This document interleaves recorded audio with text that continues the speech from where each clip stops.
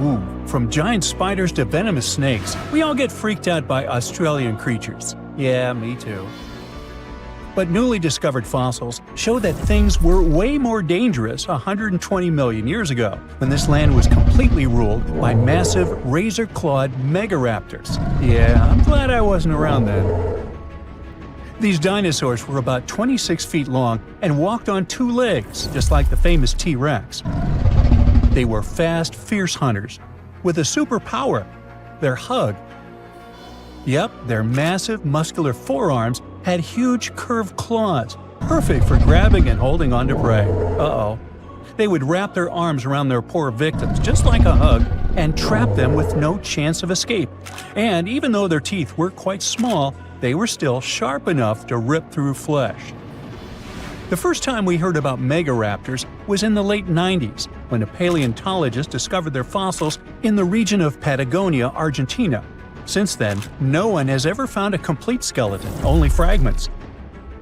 But probably the most important one yet was uncovered in Australia at the beginning of this year. Researchers were exploring Victoria's stunning coastline when they stumbled upon Megaraptor fossils. First, they spotted bones from its lower legs and a few vertebrae washed up on the beach. Even though they were working with just a couple of fragments, a deeper analysis confirmed that these belonged to a Megaraptor. And not just any Megaraptor, it was the oldest one ever discovered. This discovery gets even more exciting because it adds weight to the theory that these dinosaurs might have originated in Australia. But we already knew that they roamed the land down under since early 2023, when researchers found the top of a Megaraptor skull in the country.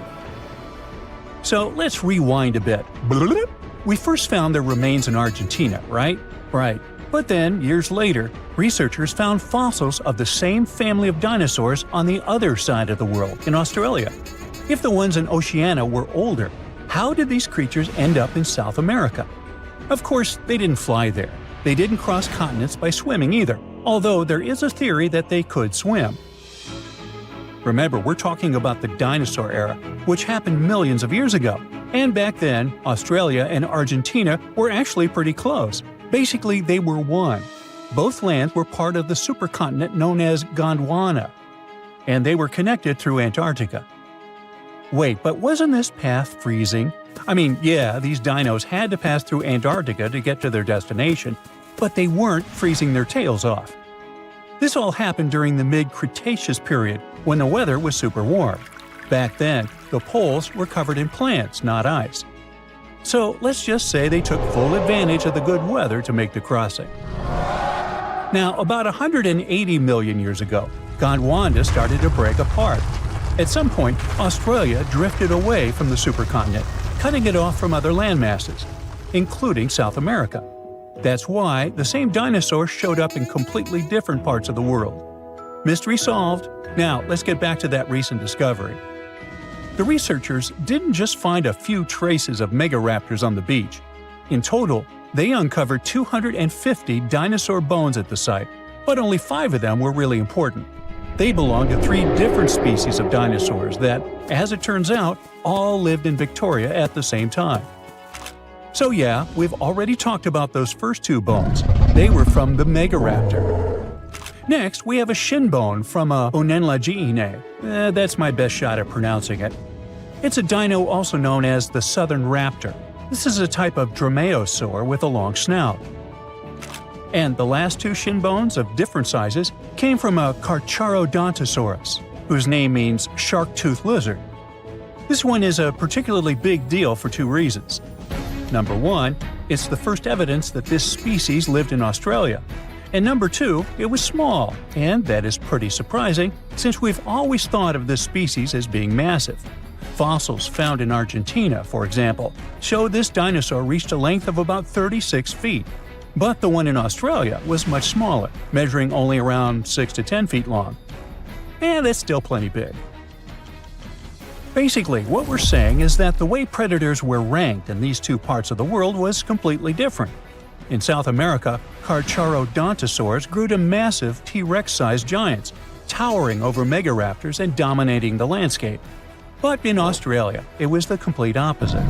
There, huge, powerful Megaraptorids roamed the land alongside smaller Carcharodontosaurs. So the predator dynamic was different. And all of this just shows how unique the ecosystem in Victoria was back then. Although isolated dinosaur bones have been found in Western and South Australia, most of the fossils come from the eastern part of the country, like Queensland. And there, researchers dug up something really rare – a well-preserved dinosaur skull. The study shows that this bone belonged to the fourth discovered specimen of Titanosaur. This group includes those massive long-necked dinosaurs. They look like the Brachiosaurus, but some of them were even bigger, reaching 120 feet long. The skull, discovered in 2018, belongs to this guy, whose pronunciation is above my pay grade, and the research points out that it roamed the Earth around 98 million years ago. Thanks to this find, scientists were able to recreate for the very first time what its face might have looked like. Probably after checking out the illustration, they thought, hey, it looks a lot like its cousin.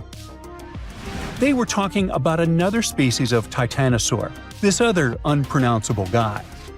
And guess where they used to live? Yep, in Argentina. So, this research also supports the theory that dinosaurs crossed between South America and Australia during the mid-Cretaceous period. Now, this wasn't the only secret buried in Queensland, though. In 2024, researchers working there discovered the fossilized remains of a new species of pterosaur, about 100 million years old. These creatures were the first vertebrates that could actually fly, existing alongside dinosaurs. They were massive, powerful predators, with wingspans of up to 36 feet. But these remains belong to a new species within the pterosaur group, which they have named Hakuna Matata, or something similar. Compared to their cousins, they were on the smaller side, with a wingspan of about 15 feet. Still, that's bigger than a snowy albatross, the largest flying bird we have today. This species of pterosaurs were terrifying beasts, flying over the ocean to hunt for prey. Once they spotted their victim, they'd snap open their 60-centimeter jaws, filled with sharp spike-like teeth, and, well, I guess there was no escaping that. The last incredible discovery we're talking about today also comes from Queensland. For over 20 years, students walked past a plain-looking rock at Biloela State High School completely unaware that it held 66 dinosaur footprints, and they date back about 200 million years. These prints were made by a group of these Latin-named guys. They were small dinosaurs with 3 toes on each foot, and it seems like they were all over Queensland around that early Jurassic period.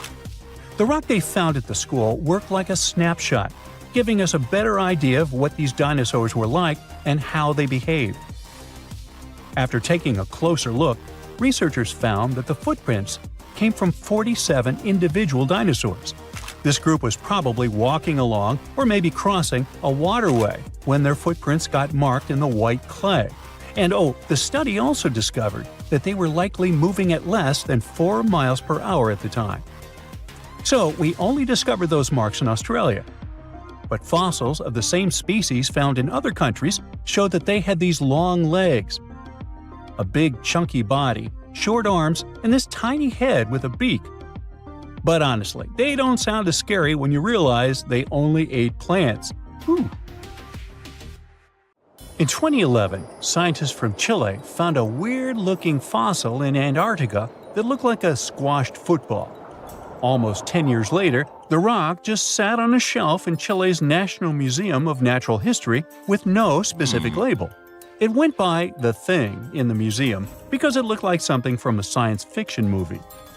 When the scientists finally got their hands on the strange fossil, it turned out it was actually a giant softshell egg from around 66 million years ago.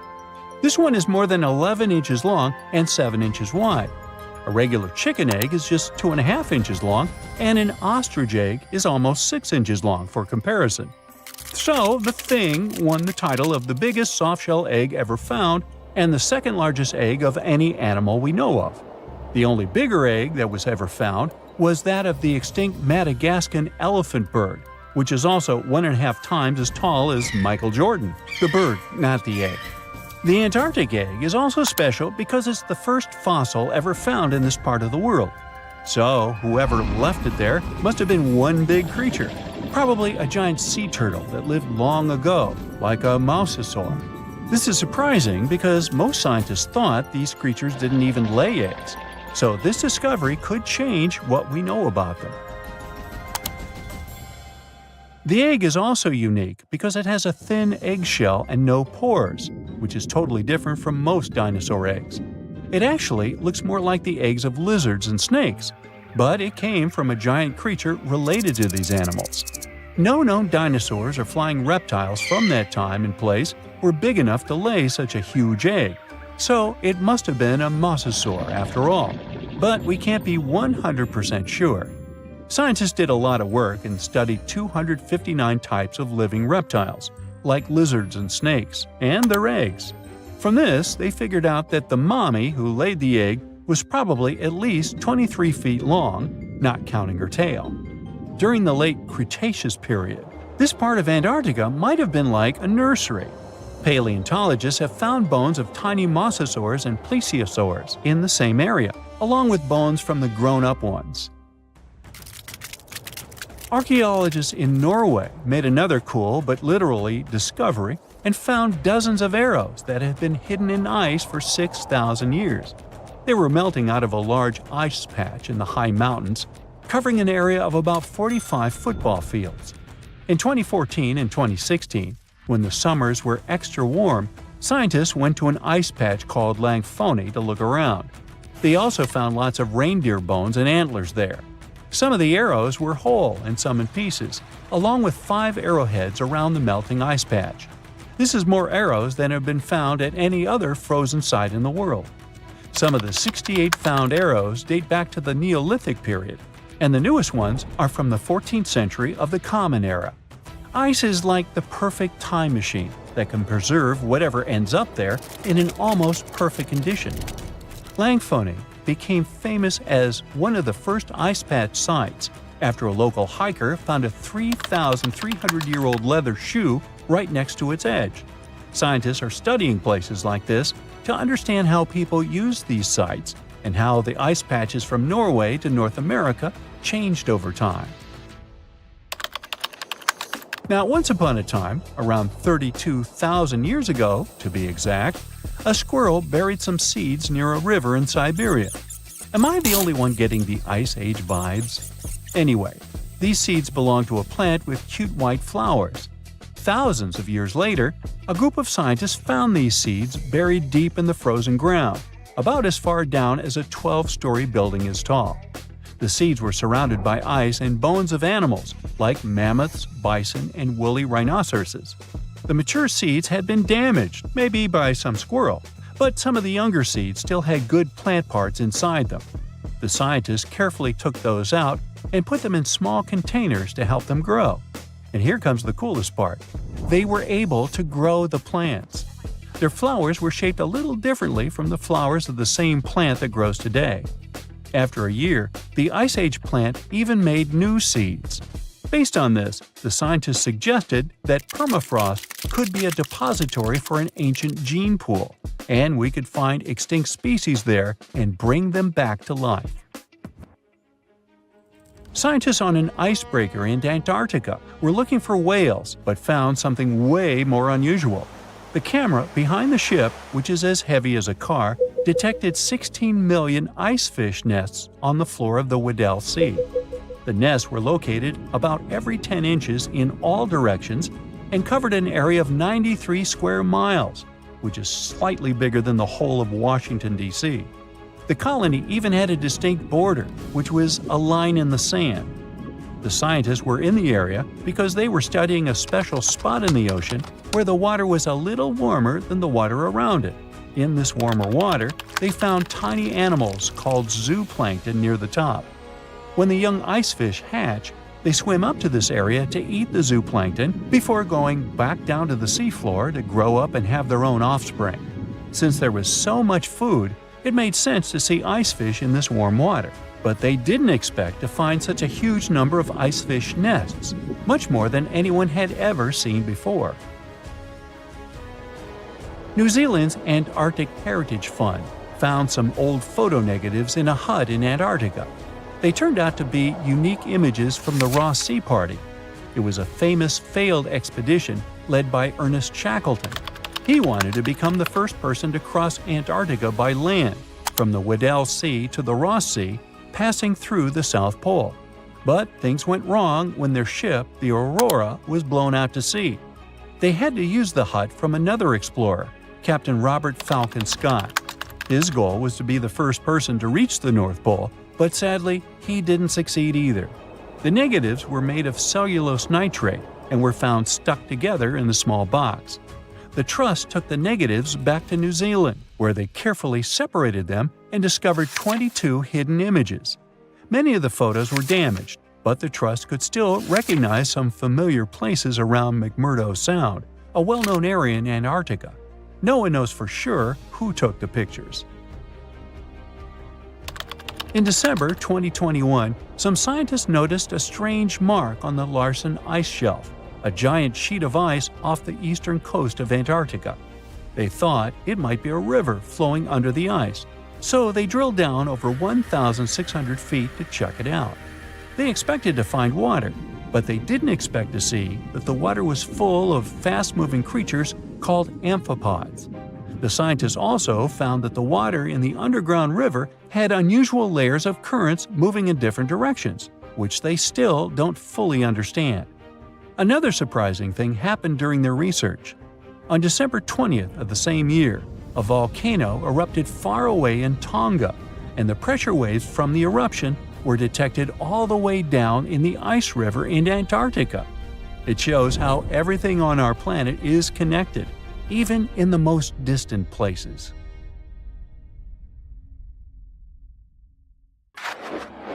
Boom! An explosion of supersonic waves, interplanetary heat, dust, fumes. The Earth's atmosphere has been invaded by a cosmic rock the size of Everest. A few seconds ago, this rock, weighing trillions of tons, was hurtling towards Earth. It could fly from New York to Anchorage faster than you could fry yourself an omelet. This monster's name? The Chicxulub Incident. Epic name, right? 66 million years ago, it crashed into the Earth. Back then, dinosaurs ruled the planet, but not for long.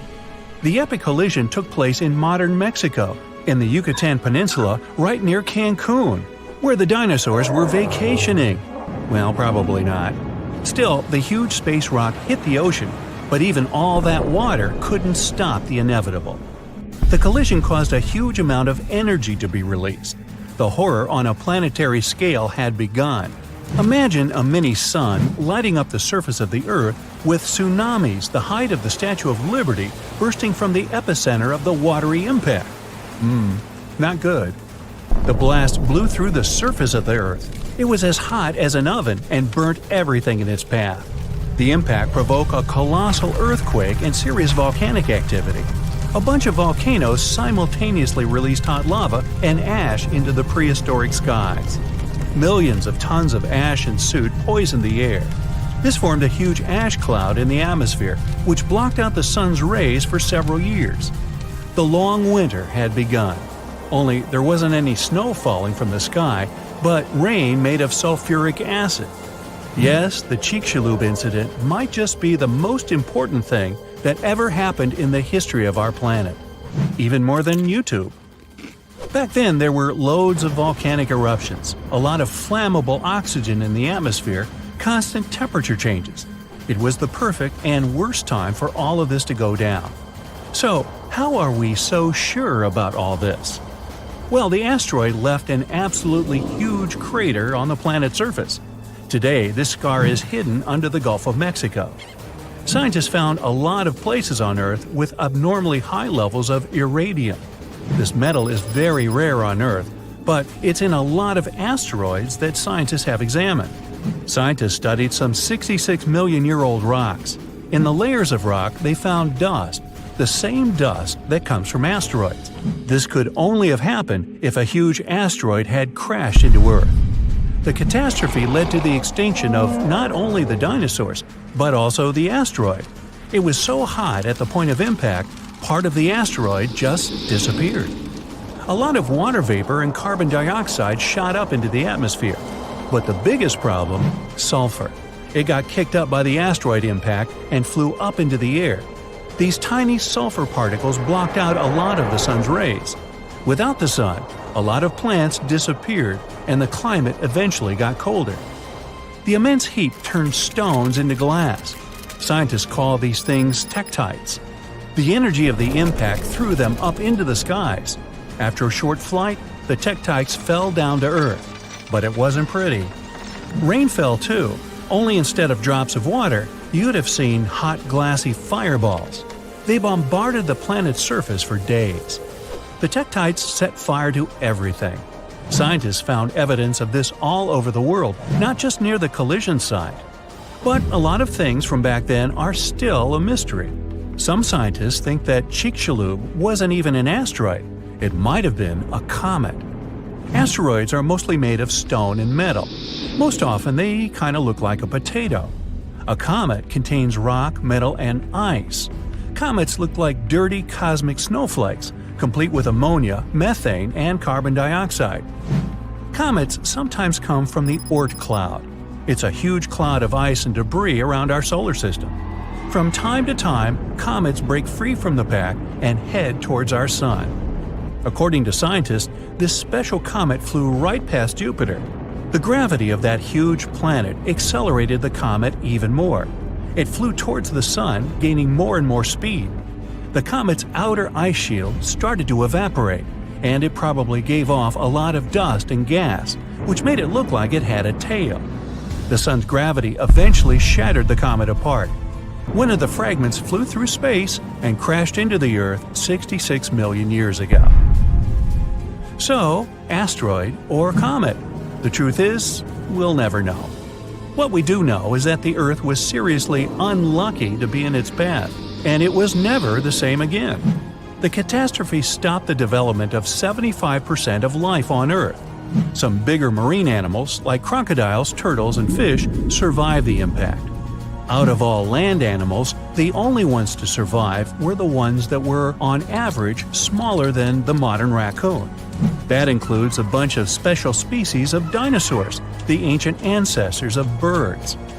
Scientists believe they survived for two reasons. After the huge impact, it took a long time for plants to start growing again, and a lot of animals didn't survive. Most remaining animals didn't have enough food.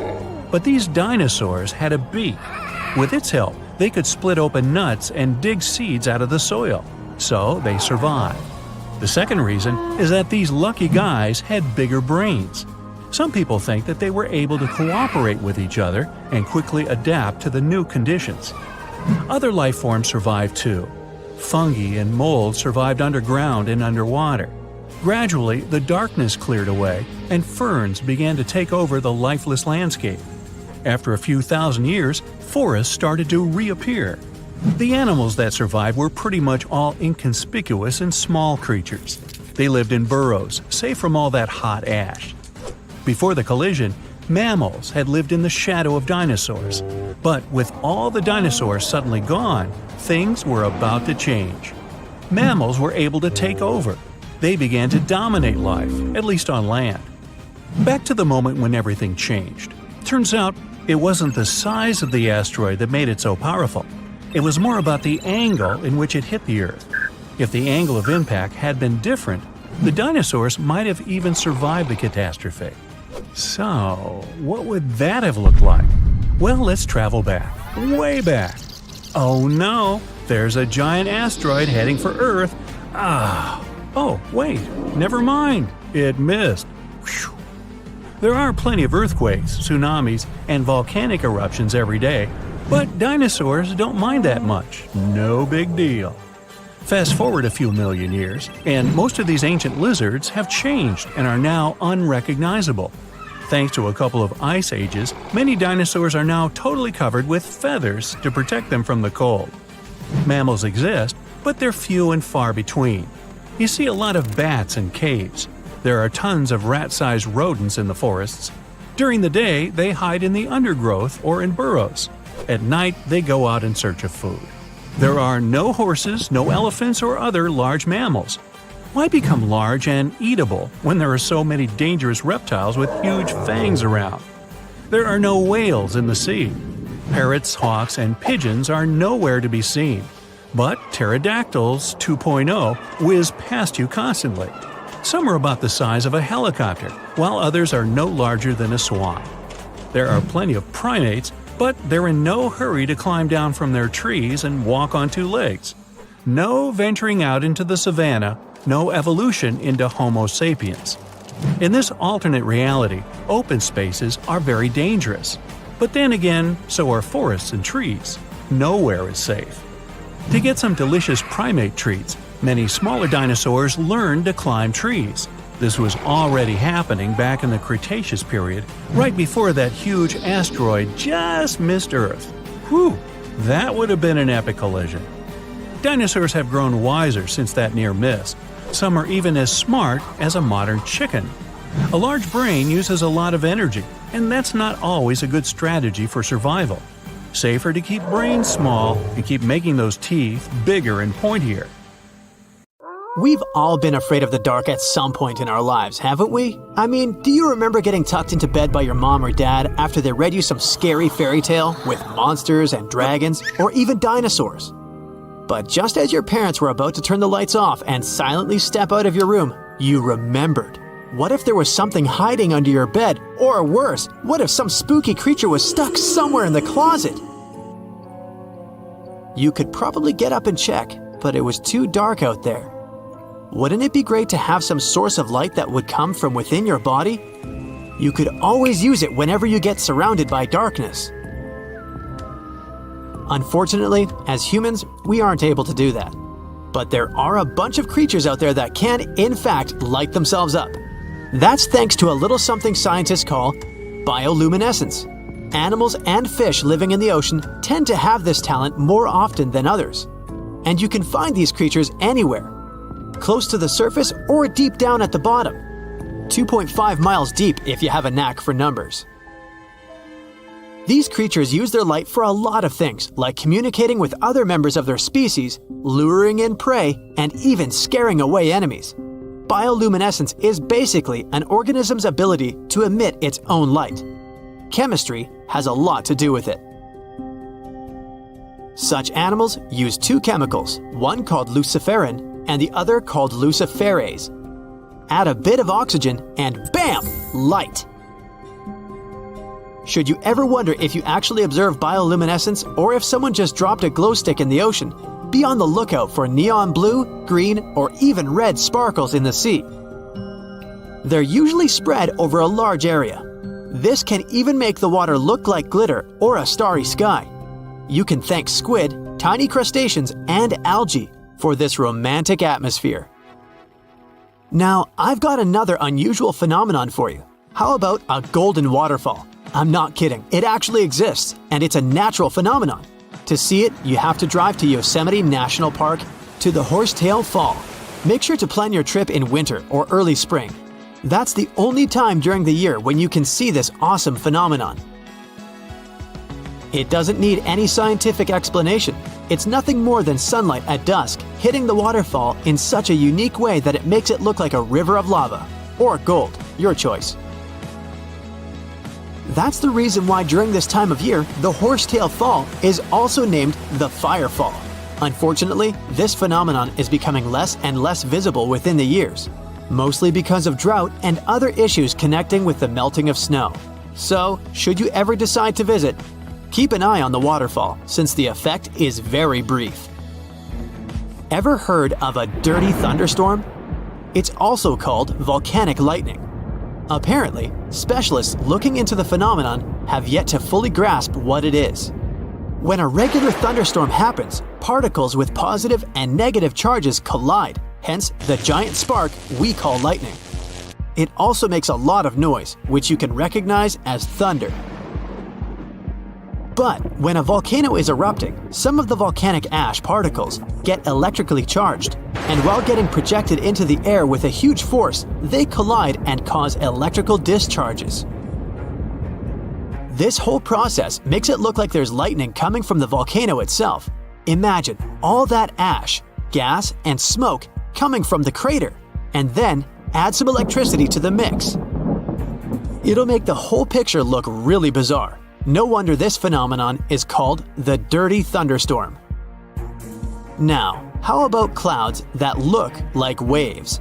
Those are called asperitas clouds, and they're actually quite close to the ground, unlike your regular day-to-day clouds. The name comes from the word aspero, which in Latin translates to rough or uneven. On rare occasion, you may spot such clouds when the weather is calm, but they're mostly associated with thunderstorms. These clouds appear during unstable atmospheric conditions, and surprisingly, they don't produce rain. Even though they do resemble dark storm-like clouds, they also create random patterns, tricking your eyes into thinking you're looking at the surface of the sea from under the water. Another impressive kind of cloud is called mammatus clouds. What makes them so special is a series of bulges emerging from the base of each cloud. One such cloud enters a level in the atmosphere where the wind direction changes. You can see these wave-like patterns in the sky. Australia is the place for you if you like surfing, but not all the waves you can catch there are made of water. Near a town called Hayden, there's a mysterious wave made out of rocks. This granite formation supposedly dates back to 2.63 billion years ago. That's way before dinosaurs started hanging around the planet. Standing at 49 feet high and 360 feet long, the wave was formed as a result of two processes: weathering and erosion. There's softer sediment at the base of the wave rock, which was chemically weathered by groundwater. Winds and rain did the rest of the job, causing the erosion of the rest of the formation. Its red, yellow, and gray stripes are made of iron hydroxide, carbonates, and other chemical compounds that were washed down by the rain. You've made it to Australia, so stick around a bit more. There's one more location here that seems unreal. You'll need to fly over this one, however, if you want the best picture. In the western part of the country, surrounded by green woodlands, there's a series of lakes. They're all a staggering shade of bright pink. Out of them all, the most famous is Lake Hillier, a 2,000-foot-long reservoir. It's surrounded by both sand and a forest of eucalyptus trees. This makes the cartoon-like hue of the lake stand out even more. One of the many theories explaining the color of these mysterious lakes is connected with algae. These algae appear to gather high levels of a substance called beta-carotene, which has a red-orange pigment in it. Another explanation involves haloarchaea. Those are microorganisms that sometimes look red. Even if you don't enjoy flying, the lakes are great for taking a swim. They're not toxic, even though they have loads of salt in them. This means you'll be able to stay afloat easily, and the water won't damage your swimsuit. During winter up north in Canada, a bizarre phenomenon happens at Lake Abraham in Alberta. Underneath the frozen surface, you can spot some weird objects that look like frozen jellyfish. It's definitely not the case, as these creepy formations are just frozen methane bubbles. Those are pockets of gas that were trapped underwater and got stuck there after the lake had frozen. They appear when leaves and grass fall into the water and bacteria digest them. This process transforms them into methane. This phenomenon is as beautiful and strange as it is dangerous. The pockets of methane can easily become highly flammable. When the temperatures rise during the spring, the ice melts and these bubbles start popping and fizzing. It's a spectacular sight to observe. Picture a lake filled with soda. Remember not to bring any source of fire. It can be very dangerous for visitors. You can check out these types of lakes all across Canada's Banff National Park. Nature often tends to make its own music. Just listen to the sound of crickets at night, or the soothing noise of a waterfall. But in Bucks County, Pennsylvania, there's a strange geological phenomenon which takes nature soundtracks to a completely different level. These are called the ringing rocks, and scientists still can't explain their unusual behavior. If you strike these rocks with a heavy object, like a hammer or another rock, the stones will make a ringing sound. as if they were hollow, but they're not.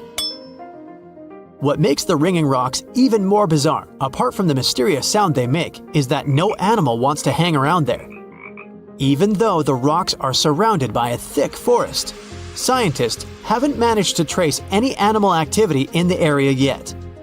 Even more striking is the fact that despite all the trees around the rocks, you won't find any leaves lying on the boulders. What makes these rocks so unappealing for both animals and vegetation is still up for debate. Well, guess what? Blue Origin, the company owned by Jeff Bezos, has sent dinosaur bones to outer space. Can you believe it? Why? Well, it's all part of their Dream Big initiative to inspire people, especially students, to reach for the stars. On April 14, 2021, they launched almost 200 pieces of dinosaur bones into space using their new Shepard rocket. These bones are super old, like between 66 million and 70 million years old. They were fragments from a dinosaur called a Dromaeosaurus, which was part of a raptor family. It was kind of like a bird, but also a fierce hunter. It was about 7 feet long and had sharp claws on its feet. These guys were really good at hunting and slicing into their prey, you think? Can you imagine how cool it would be to see a real dinosaur like that? The bones were carefully packed into a small container that was about 4 inches long. Then, on April 14th, they launched into space on a test flight of Blue Origin's New Shepard rocket. The rocket went 65 miles above the ground, which is a little above the point where Earth ends and space begins. The dinosaur bones were in space for about 10 minutes and 10 seconds. Alongside them were more than 25,000 postcards from members of the Club for the Future, which is a special group that Blue Origin created to inspire future generations. There was also a test dummy named Mannequin Skywalker on the flight to collect data. Once the dinosaur bones came back from their trip to space, they were put on display. Each of them was carefully placed and shown to people who are part of the Club for the Future, as well as in museums all around the country. But you know what's even more surprising? This wasn't the first time dinosaur bones went into space. In the past, NASA astronauts also took fossils on their mission. Back in 1985, a piece of a baby dinosaur's vertebrae and an eggshell flew on NASA's Space Shuttle Challenger. And in 1998, a 210-million-year-old skull went on to space on another shuttle called Endeavour. They must have had quite an adventure up there. I don't know, do fossils have fun anymore? Oh, and don't forget about the Tyrannosaurus rex. Yep, even parts of a T-Rex were sent into space in 2014 on NASA's Orion spacecraft. I bet those bones were really big and scary looking. But, surprisingly, this is not the only strange thing we've sent into space. In fact, a lot of our weird stuff has been there. For example, back in 2018, Elon Musk, the guy behind SpaceX and Tesla, did something totally wild. He sent his own shiny red Tesla Roadster into space. But that's not all. Inside the car, there was a dummy dressed in a spacesuit, and they named him Starman. How cool is that? Originally, the plan was to put the car in orbit around Mars, but something unexpected happened. The car went way past Mars and got stuck going around the Sun instead. Can you imagine driving a car around the Sun? It takes almost 560 days for the car to complete one lap. It's almost a 2-year-long trip. As of June 2023, they have completed more than 3.5 orbits around the Sun and have traveled over 2.5 billion miles. That's like going around the Earth over 100,000 times. The car has definitely gone above and beyond its normal driving limits. What's that they say about your mileage may vary? Unfortunately, Starman doesn't send us any new pictures anymore. It's been a while since we heard from him. Scientists think that both the car and the dummy passenger may have suffered some damage during their cosmic adventure. But, oh well, it was inevitable. It's space after all. Now, another strange thing that will be launched into space is the president's hair. Yep, you heard that right. On President's Day 2023, a company called Celestis made an unusual announcement. They're going to send some famous president's hair into outer space. Hair samples from George Washington, John Kennedy, Dwight Eisenhower, and Ronald Reagan were carefully collected and verified. This precious presidential hair will then be placed on the Enterprise spacecraft, which is going to launch from Cape Canaveral, Florida, sometime in the summer of 2023. But wait, that's not all. The spacecraft won't just carry presidents' hair. It will also have remains of other important people. One of them will be Gene Roddenberry, the creator of Star Trek. Some of his ashes were sent into space before, back in 1997, on Celeste's first flight. Well, I guess some of his remains still remain for a second trip. Now, here's the best part. The Enterprise spacecraft will not stay close to Earth. Oh no, it'll have a grander destination. It's set to travel beyond the farthest reaches of our solar system. It's going on an incredible journey into the unknown, from hair to eternity. Prices starting at $12,500 and up. But it's not as cool as a space party. Back in January 2018, something totally funky happened. Rocket Lab, an aerospace company, secretly sent a giant disco ball into space. They named it the Humanity Star, and boy, was it a sight to see. This massive mirror was about 3 feet wide and covered in 65 shiny panels. It spun rapidly as it orbited around our beautiful planet, reflecting sunlight back to Earth. It was so bright that you could even spot it without a telescope. The Humanity Star was like a dazzling reminder of how delicate and special our place in the universe is. But here's the sad part. The disco ball's time in space was short-lived.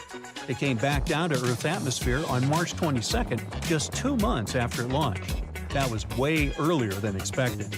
Guess the party had to end sooner than they thought. Now here's a fun fact. Just like with dinosaurs, the Humanity Star wasn't the first disco ball to make its way into space.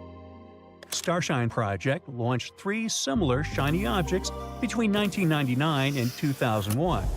One of those groovy satellites, Starshine 3, stayed up in space for over a year.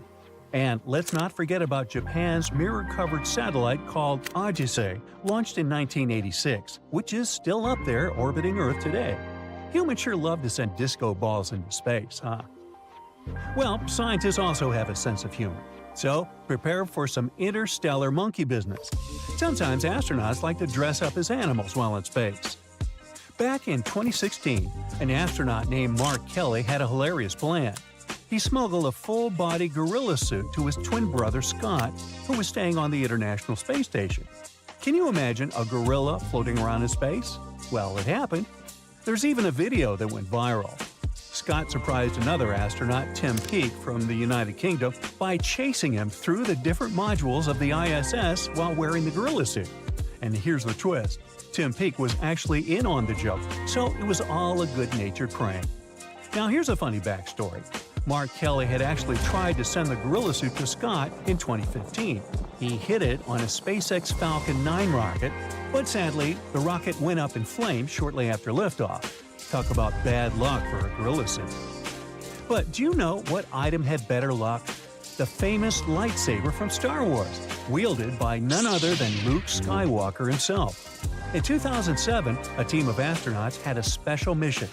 Alongside assembling the Harmony module on the International Space Station, they brought along Luke Skywalker's lightsaber. It was a tribute to the iconic movie series that inspired so many space lovers. The launch coincided with the 30th anniversary of the first Star Wars film, A New Hope. Fun fact, this lightsaber was Luke's second one, a cool green laser sword from Return of the Jedi. So these are the weirdest things we've sent into space. Next time you gaze up at the night sky, remember it's not just planets and stars out there. It's a cosmic playground filled with strange and wonderful objects from our very own Earth. And who knows what peculiar items will venture into space next?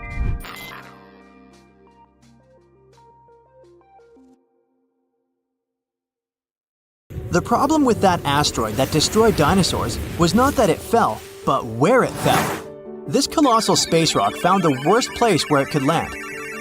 Also, the angle at which it hit the ground was the most unfortunate. If it had fallen vertically, there would have been less destruction. But it fell at such an angle that it threw a huge amount of dust into the air. After the disaster occurred, tons of soot started burning. 65 million years ago, only 13% of Earth's surface contained the right amount of sulfur and oil needed to form a colossal amount of soot. If the asteroid had fallen on the other 87% of the territory, dinosaurs could still be living today, but it hit the worst place and lifted 1 million tons of burning material into the sky. a cloud of incandescent particles covered the sky and set off on a journey across the mainland. Then, these particles settled on the ground and caused large-scale fires. Trees were burning and sending more soot into the sky. But the asteroid collided not only with rocks, it fell on the coast in a place where the seabed was filled with sulfate. As a result of the collision, it started burning, which caused the release of sulfuric acid into the atmosphere. The air became poisoned. It seems the dinosaurs didn't stand a chance. And now, let's imagine the asteroid falling in another place, somewhere in the middle of the ocean. Huge waves flooded part of the land, but almost all kinds of dinosaurs survived. Or even better, the rock could have fallen somewhere in the desert and left behind a giant crater. That's all. Yes, several dinosaurs passing by wouldn't have survived the collision, but the situation wouldn't have been so critical in general. So, giant lizards remain dominant on our planet. They don't allow other animals to develop since Tyrannosaurus and other ferocious reptiles hunt mammoths and other ancient creatures. The population of mammals is decreasing. Velociraptors are fighting for territories with saber-toothed tigers and giant bears. A struggle for survival between dinosaurs and other animals begins. Then, the Ice Age comes, and some reptiles don't survive. Then, new players enter the field. Those are humans' early ancestors. Living side by side with dinosaurs is difficult. Lizards attack settlements and caves, so people have to build high walls for protection. By the way, the Tyrannosaurus poses less danger to people than you might have thought. According to the latest research, many creatures were able to run away from this monster. Yes, you probably saw how easily they caught up with cars in the movies, but it wouldn't be as scary in reality. Paleontologists and biologists have analyzed the strength of dinos' bones and found out that the creature couldn't reach high speeds. The maximum it was capable of was running twice as slow as a field athlete.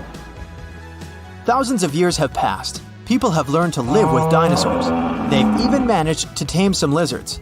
They've domesticated herbivorous dinosaurs to develop agriculture. Triceratopses and bulls now plow fields together. Imagine farms swarming with diplodocuses or brachiosauruses. People climb their long necks and pick fruit from high trees. Stegosauruses protect pastures from wolves and velociraptors. Dinosaurs with shells, such as ankylosauruses, help people cross deserts. They, along with camels and donkeys, carry heavy loads. People share the planet with ancient lizards and live in harmony. The situation in the seas and oceans is much worse. Sea reptiles attack wooden ships and catch all the fish. Imagine that you're sailing to another continent with tons of grain, fabrics, fur, and other goods. And then a giant mosasaur appears on the horizon. It's one of the most powerful sea lizards. A great white shark looks like a small fish next to it. The creature could easily defeat a megalodon. And then it comes across a wooden ship. It bites into the deck and pulls the whole boat underwater. Water dinosaurs are the main obstacle to communication between countries. This slows the progress down for 100 years. People built metal ships to withstand the attacks of the mosasaur. And finally, they managed to establish sea connections. A similar problem occurs when the first planes take off into the sky. Imagine you're flying on a passenger Boeing. You look out of the window and see a pterodactyl. Wait, it's impossible. These winged lizards aren't so fast, but they can catch up with a helicopter or some old biplanes. This poses a serious threat to flights, so people install sound protection systems on board each aircraft. Pterodactyls hear irritating ultrasound from a distance and fly as far away from it as possible. People equip submarines and ships with the same sound shields. Then, after people have learned how to defend themselves from dinosaurs, another problem appears. Lizards are the kings of wildlife, so they displace all other animal species. Dinosaurs run across African savannas, and lizards with fur live in cold winter forests. Lions, wolves, and bears are not the rulers of the wild. Rhinos fight with Parasaurolophuses. Stegosauruses attack hippos and take away their territories. Venomous dinosaurs live in jungles. Lizards that can climb trees scare monkeys. Imagine a reptilian ape jumping from one branch to another. To save regular animals from extinction, People have to control the population of predatory reptiles. Huge parks and nature reserves appear in all countries. People transport dinosaurs there and separate them from other wildlife. Dinosaurs seem to be completely under control. When the danger caused by giant reptiles passes, people begin to breed smaller, harmless lizards. Someone buys a chameleon, and someone keeps a Microceratus at home. There are dinosaur exhibitions. People take these creatures for a walk as if they were dogs. Some people take selfies with reptiles, go shopping, and sit in cafes with small lizards. Dinosaurs aren't formidable now. They're kinda cute. People ride horses, camels, Parasaurolophuses, and Pachycephalosauruses. Of course, many have tried to tame velociraptors, but failed. Those are dangerous reptiles and they don't know how to obey. Taming them is almost as difficult as taming an alligator. But dogs and cats are still more popular because they're more intelligent. The brain of a dinosaur is almost the same as that of a chicken. But who knows, if they had lived to this day, perhaps they would have evolved into smarter creatures. Just imagine if dinos were intelligent. In this case, people would have a big problem. Some scientists think that even if a meteorite hadn't destroyed the dinosaurs, they wouldn't have survived to this day. They needed to carry their own colossal weight at all times. It was an enormous load on their bones and joints. Most dinosaurs wouldn't have been able to survive the Ice Age with such characteristics, but smaller lizards might have succeeded. Fast and agile dinosaurs, such as velociraptors and Pachycephalosauruses, would have survived, but in what form? Could dinosaurs have already evolved into something else? Look at the good old chicken. Many scientists believe it's a direct descendant of the formidable Tyrannosaurus.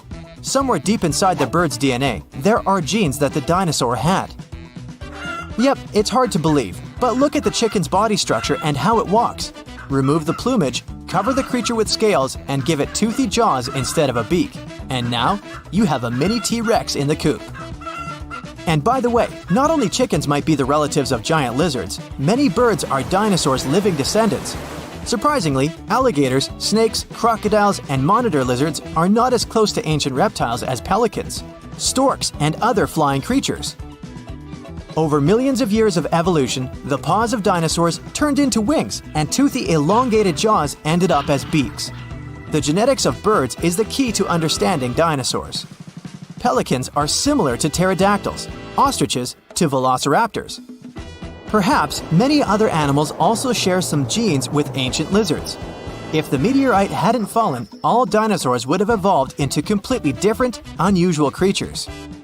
Scientists want to carefully study the DNA of birds and try to reverse evolution with the help of genetic engineering. They hope to breed dinosaurs out of eggs one day. But to do this, they need to find a specific genome that hasn't changed over tens of millions of years. It hides in the DNA. And it's not so easy to find it and extract it. Do you think we will see powerful reptiles by 2050? 66 million years ago, I wasn't around then, a huge asteroid hit the Earth and triggered the mass extinction of almost all living creatures on the planet, including dinosaurs. Had the space object crashed somewhere else, some dinosaurs would have been able to survive and still live nowadays. According to some research, the asteroid had about 1 in 10 chances of wiping out the dinosaurs and other animals of that time. It was way more likely to just hit the ground without any strong destructive consequences. To understand how things could have turned out if the place of the collision had occurred elsewhere, we need to find out what happened that day and why the disaster turned out to be so devastating. This huge space rock fell into the coastal area of the Yucatan Peninsula in Mexico. This caused a chain reaction that triggered natural disasters around the world. The place the asteroid hit is called Chicxulub Crater. Now half of this area is underwater. The asteroid was about 7.5 miles in diameter and moving at a speed of 27,000 miles per hour. This rock, bigger than Everest, was rushing toward Earth faster than the speed of sound by almost 40 times. Wow. The energy released in the collision was as powerful as an explosion of about 10 billion atomic bombs, and the destructive force of the blast wave was just one of several disasters. The asteroid happened to fall in one of the worst possible places, and because of the way it fell, it threw a huge amount of dust into the air. Imagine you're jumping into the water like a professional athlete vertically, leaving hardly any splashes behind. And now think of how much water splashes when you jump into the pool like a cannonball. So the asteroid landed the cannonball way. The second disaster the asteroid provoked was soot burning. A small part of the Earth's surface consists of rocks. Only a tiny percentage of that part was rich in oil and sulfur back then. The asteroid burned and lifted so much soot into the air that it would be enough to fill an indoor baseball stadium. According to research, 65 million years ago, only 13% of the surface of the entire planet could have contained the necessary amount of organic material for the formation of such a volume of soot. That's why this place was considered the worst. If the catastrophe had happened on the territory of the other 87%, then dinosaurs would have been alive today. A huge cloud of soot and carbon dioxide rose into the air and covered the sun. And some lizards escaped from fires and sulfur. They met the sea element. The asteroid impact caused large-scale tsunamis across the planet. The very first wave was around 1 mile in height. That's almost 3 times higher than the Empire State Building. Billions of gallons of water were moving at 90 miles per hour. A wave this strong could easily destroy half of New York today. The meteorite created a series of waves 52 feet high. Massive walls of water the size of 5-story buildings collapsed on the shore and demolished everything in their path. Lack of sunlight, temperature drop, acid and fire rains, reduced oxygen production, forest fires, giant tsunamis, and the explosive wave with the power of 1 billion atomic bombs, all this reduced the biological diversity of Earth by 75%. Yeah, that'll change your climate for sure. Giant asteroids used to hit Earth before, but they never caused such disasters all over the planet. What if this asteroid had fallen into another place, say a forest, far from water and mountainous terrain? This would have caused severe fires. A huge black cloud of ash would have risen into the sky and obscured the sun, but it would have unlikely generated acid or fire rains. Most of the species of the planet could have survived this catastrophe. What if the meteorite had fallen somewhere among the ice and snow? This would have provoked a rapid increase in temperature across the planet. Huge tsunamis would have sunk big tracts of land. However, ash and sulfur dioxide wouldn't have filled the sky. Acid rain wouldn't have hit the ocean. Many marine creatures could have survived and lived to this day. And dinosaurs, far from the oceans, wouldn't have noticed the meteorite fall at all. Probably the most terrible events would have occurred if a meteorite had fallen on an active volcano. This would have triggered the largest lava release in history. Destructive earthquakes would have begun, and the whole sky would have been covered with volcanic ash. What if the meteorite had hit some desert? It would have melted billions of tons of sand and turned it into glass. Just imagine glass dunes that heat our planet even more. And we could dig up the well-preserved remains of ancient lizards out of the glass. Anyway, there were many different possible catastrophic scenarios, and the worst of them came true for the dinosaurs. They are unlikely to return, although perhaps they can be reborn. Scientists were inspired by an idea from a famous Hollywood movie. They wanted to find a mosquito that got stuck in amber. They would extract dinosaur DNA from it. But there was a problem with this. The oldest DNA sample they managed to find was 1 million years old. Dinosaurs were extinct about 66 million years ago. Besides, DNA is a very fragile thing. The probability that it could have been preserved intact somewhere for so long is very small. So, instead of searching for this ancient dinosaur DNA, scientists decided to take DNA from the closest ancestors of these lizards, birds. Over millions of years of evolution, dinosaur paws could have turned into wings, and elongated mouths could have become beaks. Pelicans are very similar to pterodactyls, ostriches resemble velociraptors, and chickens are very much like T-Rex. Okay, let's just stop and imagine for a moment a chicken the size of a T-Rex. Hey, you want a piece of me? Now, the common chicken is recognized as the closest relative of the huge lizard. Remove the plumage from it, cover it with scales, give a toothy mouth instead of a beak, and attach a long tail. And you get a real mini Tyrannosaurus rex by body structure and movement. Deep in its DNA, there are similar genes that formidable predators have.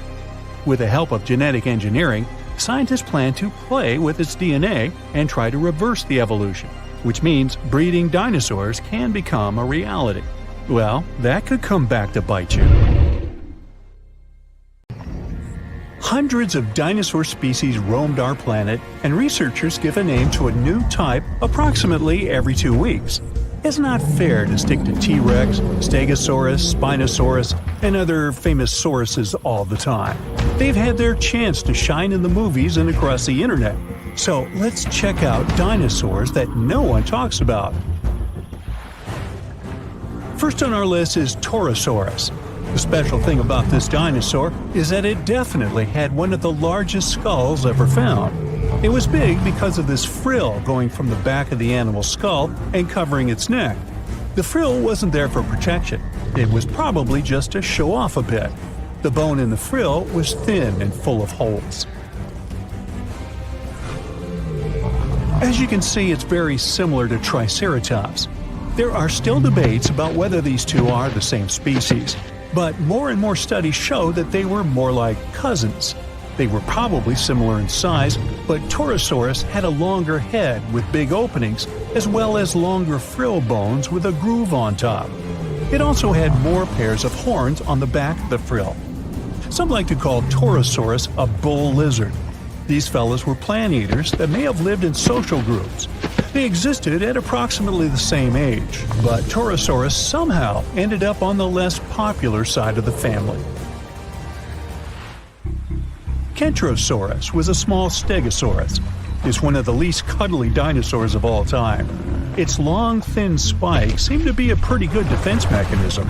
Stegosaurus, on the other hand, had shorter, thicker spikes that were less likely to bend or snap when the animal used them. Now, you wouldn't want to get anywhere near Kentrosaurus, though. Its tail could swing in a big half circle and hit with a force strong enough to break a human skull. Any volunteers? No? Okay. One scientist used scans of the dino's fossils to make a computer model of its skeleton. The model showed that Kentrosaurus had a flexible neck. It must have been really useful for looking around to see if something interesting was going on or if there was any dangerous animals trying to sneak up. Kentrosaurus typically walked on all 4 legs with straight hind limbs. The computer model tells us it could spread its front legs out to its sides, too. Maybe it was a way to protect its belly during fights. Stegosauruses, in general, had tails that were like big weights at the back of their bodies. That's why their balance point was closer to their hips. That's also the reason why they could easily stand on their hind legs and swing their tails around. So most people haven't heard of heterodontosaurs, even though their fossils show that dinosaurs got feathers way back before we thought and in groups where we didn't expect it. In 2008, paleontologists identified the first known skull of a baby Heterodontosaurus, which was less than 2 inches long, smaller than a tea bag. This baby dinosaur had relatively big eyes and a short snout compared to bigger ones of its kind. Now, what's really interesting is that some scientists used to think that Heterodontosaurus's tusks, like those of modern warthogs, only appeared when they were fully grown. But it seems they had them from the early stages of their life. Heterodontosaurs had 5 fingers on each hand, 2 of which were opposable. It was a good tool, considering the animal probably ate both plants and meat. Humans have different types of teeth, some for biting, some for chewing, and also canines. But most reptiles have just one kind of teeth. Heterodontosaurus was special because it had 3 different types of teeth: small peg-like ones, big teeth resembling canines, and square-shaped teeth that did the cutting job. Scientists are not entirely sure how this creature used these different types of teeth. Maybe it was for digging up roots, breaking into termite nests, or even defending themselves against dangerous animals. Okay, say this name with me now. Psittacosaurus. She was quite a common dinosaur in its time, but she never still gained popularity. Scientists found out that when these dinosaurs were young, they probably crawled, considering they had longer arms and short legs. But as they got older, between 4 and 6 years old, their hind legs started growing much faster and became much longer than their front legs. So, later in life, they likely didn't move on all fours anymore, but walked on 2 legs. Inside the stomach of one of these creatures, scientists found pebbles. This shows the animals either had a hard time digesting what it ate, or it didn't chew its food very well. Its beak looks quite familiar. That's how it got its specific name, a parrot lizard. It was really strong, and some believe the creature used it to crack and open tough nuts and seeds before the pebbles in its stomach helped mash them up for digestion. These guys might have been good at swimming. They had broad feet, and the shape of their tail could have helped them move in the water relatively easily. Some scientists even believe they might have spent most of their lives swimming in rivers and lakes. In 2004, researchers found something really sweet. 24 young parrot lizards huddled together. They were too big to be hatchlings, so it could be a bunch of teenagers who had left their nests and then formed a group where they could support one another and defend themselves better. But apparently, that plan didn't work out so well. Now, check this one out, Stygimoloch, or as they call it, Styx demon. We're looking at a peaceful plant-eating creature with bony spikes and knobs on its skull. Most scientists believe it was a younger form of this fellow, even though they used to think they were a separate species. Stygimoloch is smaller than its more popular cousin, but it's also more robust and has a pretty thick neck. This dinosaur, with small forelimbs and long hind legs 3 feet high, which is half as high as an average human. That doesn't sound dangerous in the world of giant and fierce dinosaurs, but the animal had a very thick skull roof.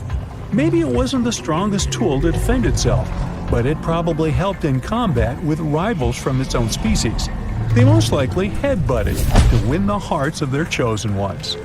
But rivals from its own herd were a piece of cake compared to the predators that might have gone after it.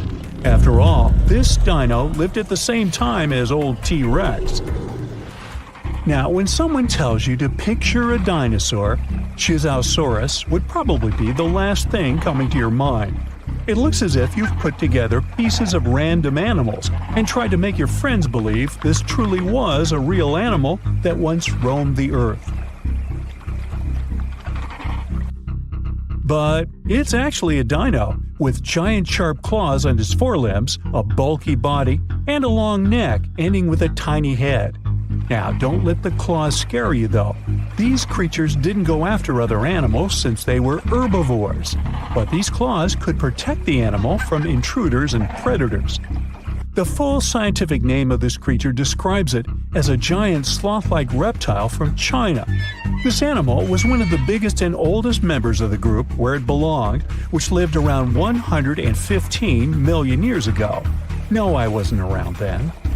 At first, it was hard to tell which animals were related to this weird-looking dinosaur. But in the 1990s, scientists made a conclusion that they were modified plant-eating theropods, which is similar to carnivorous dinos. They also most likely had feathers and small wings, like some sort of a very big turkey. Traveling back in time now? This used to be hard. We fly past the Middle Ages, the first human civilization, the ancient ancestors of the first humans, the dinosaurs, the first land animals, the ancient sea creatures, and so on to the very beginning of all time. And there it is! This nebula is our solar system. Right now, it's just a cloud of multicolored dust made of hydrogen and helium spinning around. This cloud has begun to shrink and become denser.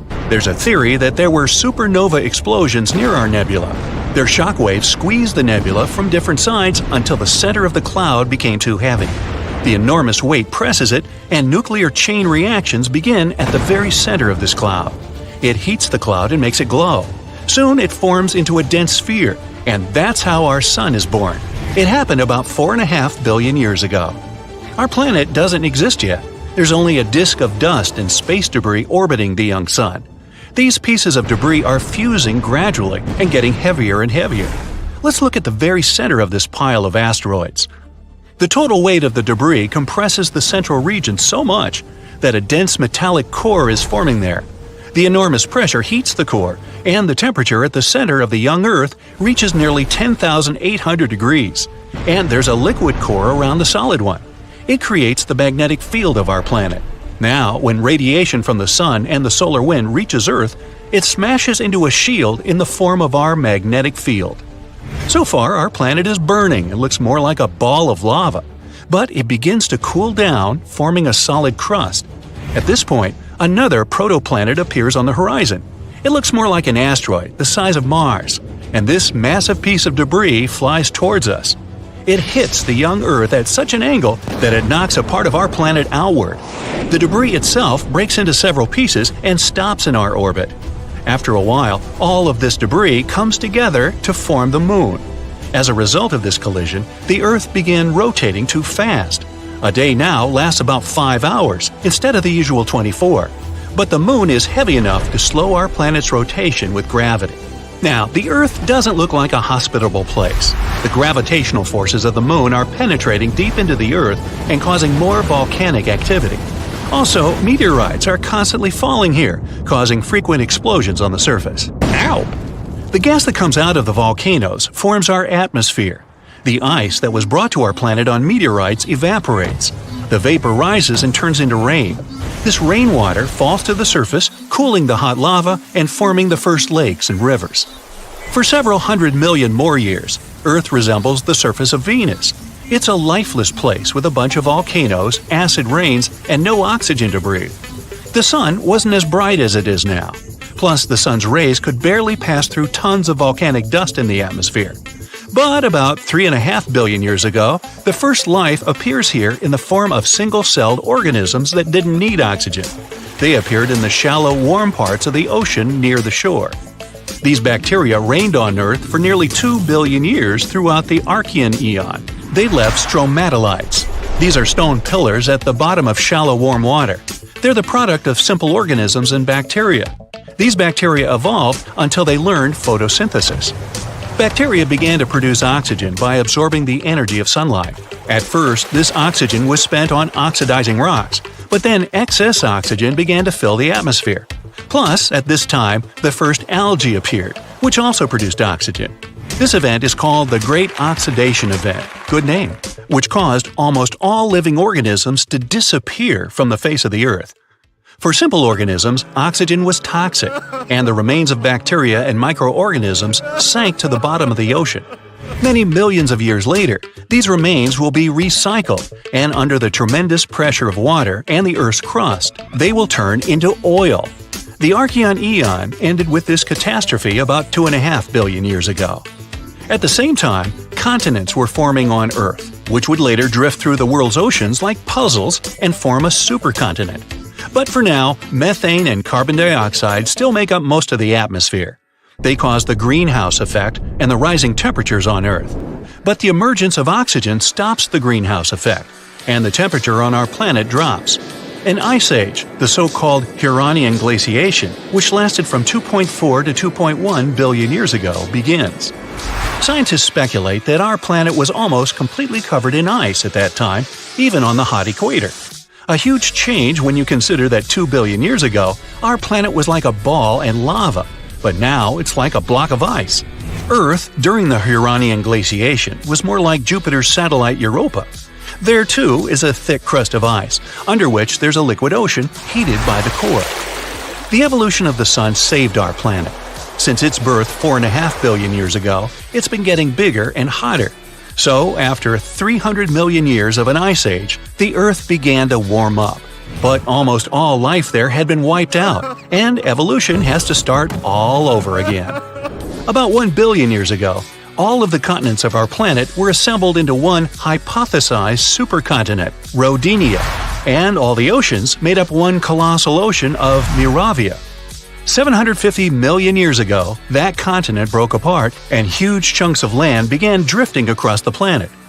Complex plants and multicellular organisms appeared just at this time. Algae, sponges, and fungi weren't the only inhabitants of the ocean. This is Sprigina. They're a kind of worms the size of a human finger. We have remains of these animals that are at least about 550 million years old. 541 million years ago, the Phanerozoic Eon began. The main event at that time is the Cambrian explosion. Life began to blossom on Earth, and a great variety of living organisms appeared. Mollusks and echinoderms like starfish and sea urchins appeared. Living organisms evolved, having not only an internal but also an external skeleton, like trilobites.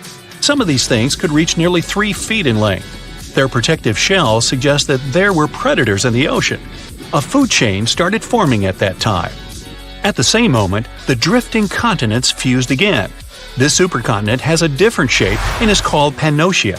Later, these continents drifted apart again and began to collide with each other. This led to the formation of mountain ranges. Then the continents met for the last time and formed the giant supercontinent Pangaea about 335 million years ago.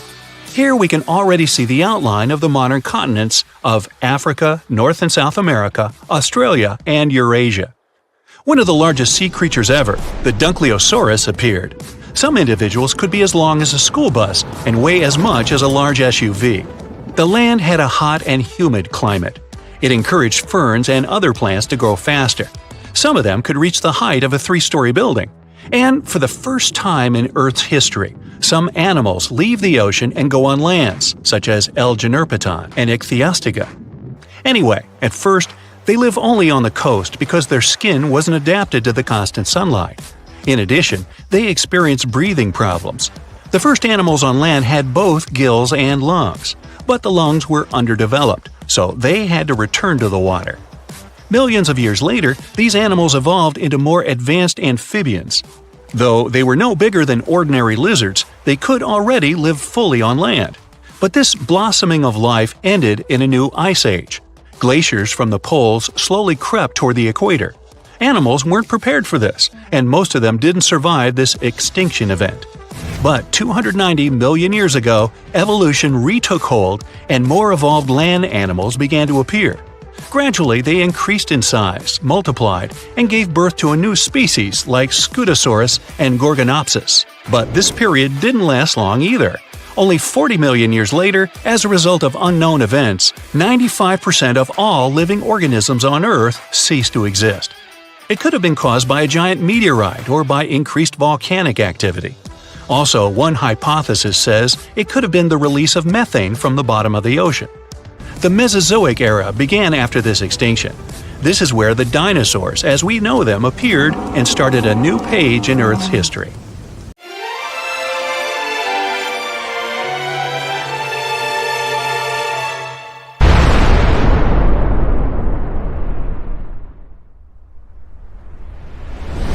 From tiny critters to colossal creatures, all animals are trying to escape from a wall of fire moving in their direction.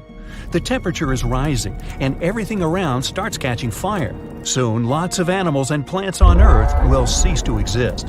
This is the aftermath of a giant asteroid crashing into our planet. But what if dinosaurs had had critical thinking skills? They could have guessed what was going to happen, because this asteroid was visible a year before the impact. 1 year before the impact. With no city lights, all bright spots in the sky are stars.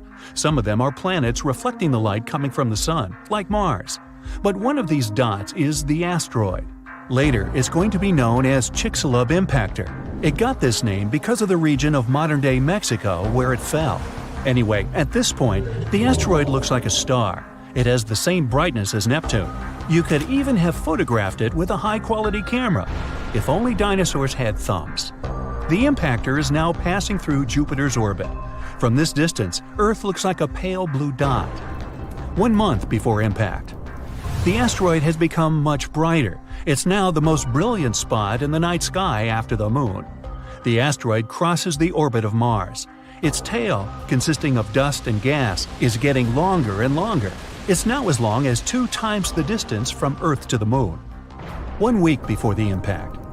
The intruder's tail is now 5 times the distance from the Earth to the Moon, but the dinosaurs can't appreciate its beauty. To them, it's just another bright dot in the night sky. If this asteroid were flying toward Earth right now, scientists could pinpoint the exact location of its impact within a mile. Then we would evacuate people from the impact area and avoid a major catastrophe. One day before the impact, the Chicxulub impactor now holds first place among the brightest objects in the sky. The light surrounding it, called the halo, seems even bigger than the Moon itself. The asteroid is now passing through the Moon's orbit. It looks like a bright spot that leaves an ashy trail behind it. 1 hour before the impact, the light from the Chicxulub impactor is brighter than the full Moon, and its movement can be seen with the unaided eye. Nights on Earth aren't dark anymore. Only now, dinosaurs begin to feel anxious. All animals on Earth start to seek shelter. 10 minutes before the impact, the asteroid is now passing through Earth's orbit. Thousands of small fragments from its tail begin to fall on the planet. It looks like a meteor shower. So far, these fragments are too small. They all burn up in the atmosphere before reaching the surface of the planet. The asteroid is approaching South America. If someone was looking at it from Europe, it looked like a sunset. The bright dot of the Chicxulub impactor is falling behind the horizon. 2 minutes before the impact, dinosaurs can now easily see the asteroid's shape. If they knew how to do it, they could even estimate its size. It's a bit more than 6 miles across, which means it's almost the size of Manhattan Island, and the giant's weight is 15 plus 15 zeros pounds. It's flying toward the Yucatan Peninsula at a mind-boggling 7.5 miles per second. At that speed, you could get from New York to Los Angeles in around 10 minutes, but you'd kind of burn up on the way. 10 seconds before the impact, the Chicxulub impactor is now approaching the ground. A few more feet and bam! The night sky suddenly turns white. The flash is so bright that the sun isn't visible at this point. The asteroid's entry causes a powerful blast that can be heard on the other side of the world. The huge asteroid begins to burn because of friction with the air. It heats up and splits into many pieces. These pieces shower on Earth. After a few seconds, the largest part of the meteorite hits the ground. Its mass and speed provide the Chicxulub impactor with an enormous amount of energy. In the next moment, a super powerful explosion shakes the ground. The blast wave from the meteorite begins to spread out from the impact site. It rips out huge chunks of soil and trees and then pushes them to the ground like dominoes. The temperature of the blast wave is so high that everything around the impact site catches fire. The energy released during the collision also penetrates deep into the planet. This causes the strongest earthquakes in our planet's history. They in turn generate tsunami waves as high as the Empire State Building. 5 minutes after the impact, the meteorite leaves behind a huge crater. It's as wide as Lake Huron and deep enough to fit inside 2.5 Mount Everests.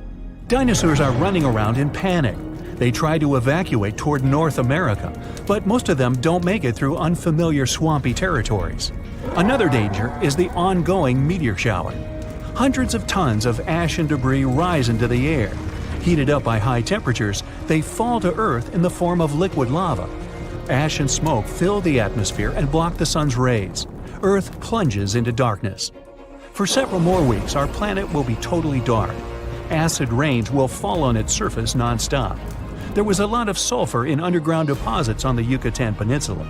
The energy of the explosion evaporated all this sulfur. Now it's cooling in the air, gathering in clouds, and dripping to the ground. Most animals survive the impact, but the mass extinction continues for many more months. The collision has plunged Earth into darkness, and this has wiped out most of the plants that fed on sunlight. The plant-eating dinosaurs have lost their main food source and begin to disappear. But plant-eating dinosaurs are the main diet of meat-eaters, and now dinosaurs like T-Rex have nothing to eat. Soon, they go extinct too. In other words, it wasn't a meteorite that wiped out dinosaurs, but hunger and climate change. Meteorites of this size fall once every 100 million years. It means that such an event might happen again. Will humans manage to survive this disaster? These days, we can look out far into space, and the appearance of an asteroid the size of the Chicxulub impactor won't be a surprise to astronomers. In general, asteroids that are more than 460 feet across are considered potentially dangerous. Anyway, if we know about the approaching space body, we'll be able to build shelters filled with food and water supplies. Once the asteroid is close enough, we can wait for the impact and its consequences inside. But when people come back to the surface, they'll see cities and towns torn down. Our planet will look like a lifeless desert. That's why we need another alternative, which is to prevent the impact. Here, we have many options depending on the size and material of the asteroid. According to NASA, the most effective way is a kinetic ram. We'll need to send a fairly large and heavy object, such as a spaceship, into space. When it approaches the asteroid, scientists will choose the perfect trajectory, and the ship will crash into the space body. A powerful collision will change the asteroid's course, making it fly past Earth. The further the space body is from our planet, the easier it'll be to send it away. Another option is a controlled explosion on the surface of the asteroid. Newton's first law of motion will help us here. It says if a body is moving at a constant speed in a straight line, it will keep moving that way unless it is acted upon by a force. So, if we make a big enough explosion or force, the asteroid will shift its trajectory. How much it moves depends on the amount of force applied to it. We can also blast the asteroid right from inside. In this case, there will be no need to change its trajectory. Instead, we'll try to turn one huge hunk of rock into a bunch of smaller fragments. They will burn up in the atmosphere and do no harm to our planet. Another way is a gravity tug. Every heavy object has its own gravitational force and gravitational field. Our goal will be to send a spacecraft to the asteroid and make it fly close to the intruder. The asteroid will attract the spaceship, but its engines will resist. As a result, the ship will slowly but surely pull the asteroid toward itself. This method will take much longer, but gradually, the trajectory of the asteroid will change and it won't crash into Earth. Hopefully. We can also use solar power. We can build a spaceship with a system of giant magnifying lenses. Then we'll send that station closer to the Sun. When we spot an asteroid, we'll point the lens in its direction and focus the beam on the space body. The heat from the Sun will cause the asteroid's material to evaporate. Eventually, this will make the intruder change its trajectory. You're picking some veggies in the garden when you come across something big and round. It's covered in soil. When you dig it out, you find out it's a giant egg, bigger than one of an ostrich. But you don't have any chickens or ducks. And even if you did, none of those animals could lay an egg of that size. You pick it up. It seems real. You take the egg inside and build an incubator for it. A couple of days pass, but nothing. You go on with your life and forget about the egg's existence. You've been working in your garden all day long. All you want now is to get into a tub filled with hot water and have some dinner later. But while you're eating, you hear some noise coming out of the room with the incubator. You ignore it, thinking it's just some mice scampering around. But then the sound intensifies. You head there and see the eggshell cracking. In a couple of minutes, something begins to crawl out. You grab your phone and immediately start filming it. A tiny reptile pokes out of the now broken egg and starts examining its surroundings. You're shocked. You place your phone on a special platform to keep filming the creature. Meanwhile, you grab your laptop and begin researching what animal it could be. The creature doesn't have the snout of an alligator, nor does it look like a Komodo dragon. You go back to your dinner and feed the reptile some leftover meatloaf. It gulps the food down in a flash. The next day, you build a small terrarium to keep an eye on your new pet. Over the following weeks, you record every second of its life. You call the reptile Buster. The creature has already grown to the size of a dog. It runs fast and jumps pretty high too. You think it might be some new reptile species, but it doesn't crawl like an alligator or a lizard. Your pet has 2 tiny arms and large legs. Its jaws are massive for an animal its size. The reptile also has razor-sharp teeth. Your friend comes over for a movie. At one point, your reptile runs into the living room and starts biting the furniture. Your friend freaks out and starts yelling, "Dinosaur!" You calm him down and take the dino to the garage. You explain to your friend how you found the animal, and he tells you to contact someone to examine it. The next day, you take Buster to the vet and take a seat in the waiting room. You keep your pet in a cage so that no one can see it. But the dino starts growling in a strange way. Many people grab their pets and move away from you. It's finally your turn. You bring Buster in and show it to the veterinarian. The man looks shocked. He puts the creature on a metal examination table and starts looking closely at its features. Sharp teeth and claws, scaly skin. The vet tells you you've been raising a T-Rex for 3 weeks. He calls in other specialists to examine the animal. The next thing you know, you're in a lab with a bunch of scientists studying Buster. You sit there anxiously as they collect its DNA samples. They even ask for the footage you've been recording. After a couple of hours, they come back and tell you that you indeed have a dinosaur. They'll have to keep Buster in the lab to conduct further studies, so you go home feeling a bit lonely. A couple of years pass. Now you have a degree in paleontology, specializing in T-Rexes. You've been working with the lab and monitoring Buster that has turned into a fully grown dino. You also teach at the university and have published a book called My T-Rex Buster. It has become a bestseller. One day, you come back from the university and turn on the TV. That's when you hear breaking news. A large creature has broken out of a lab outside the city. It's now on the loose. They show several images of the beast's footprints that lead to the forest. You get a call from the lab. They ask you to head down there as fast as you can. The researchers tell you what's happened and ask you to accompany them to the forest to find the dino. You put on a special protective suit and get into a jeep. After a couple of hours, you arrive at the spot where Buster was last seen. You get out and try to follow its footprints, but the rain has removed the marks the creature left almost completely. The scientists check the tracking device placed under the dino's skin, but it's not working. They bring some food Buster likes to try to lure it out. After a couple of hours, there's no news. It's already night when you hear some rumbling in the distance. Everyone jolts awake. People around you are on high alert. You hide and wait. A large shadow the size of a school bus appears from the dark. A fully grown T-Rex can reach 40 feet long and 12 feet high. The giant lizard approaches the meat and sniffs it. After a couple of moments, it runs off. Everyone gets out of their hiding places and tries to follow the animal. The meat has a special substance in it. It was supposed to put the dino to sleep.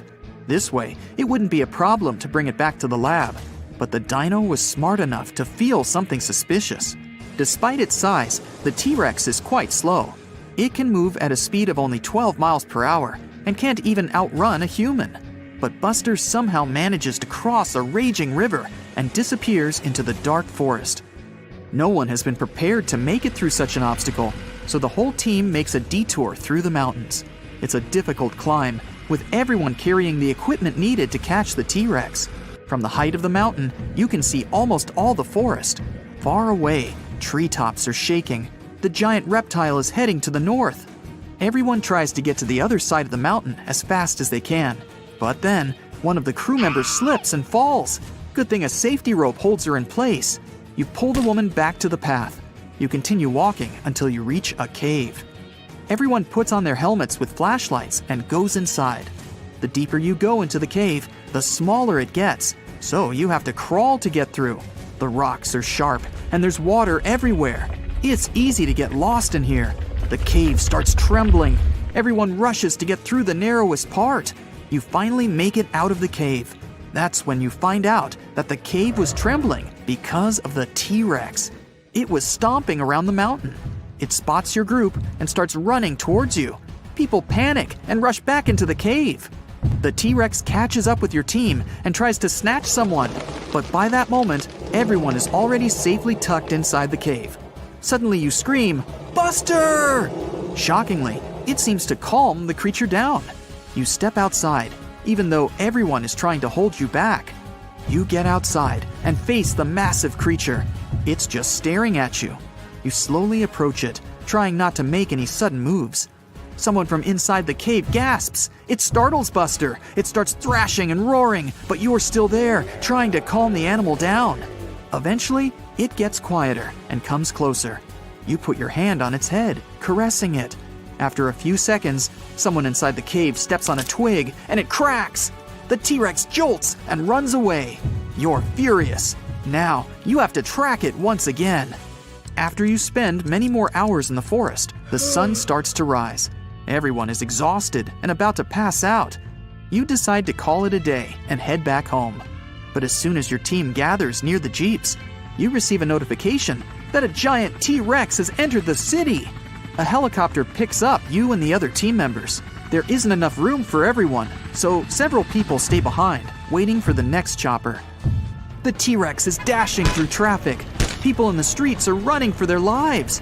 Dozens of news companies are filming the incident. Many people are posting it on social media. The dino breaks into the mall and destroys everything it sees. Your helicopter lands, and you get out, trying to think of a way to calm the creature down.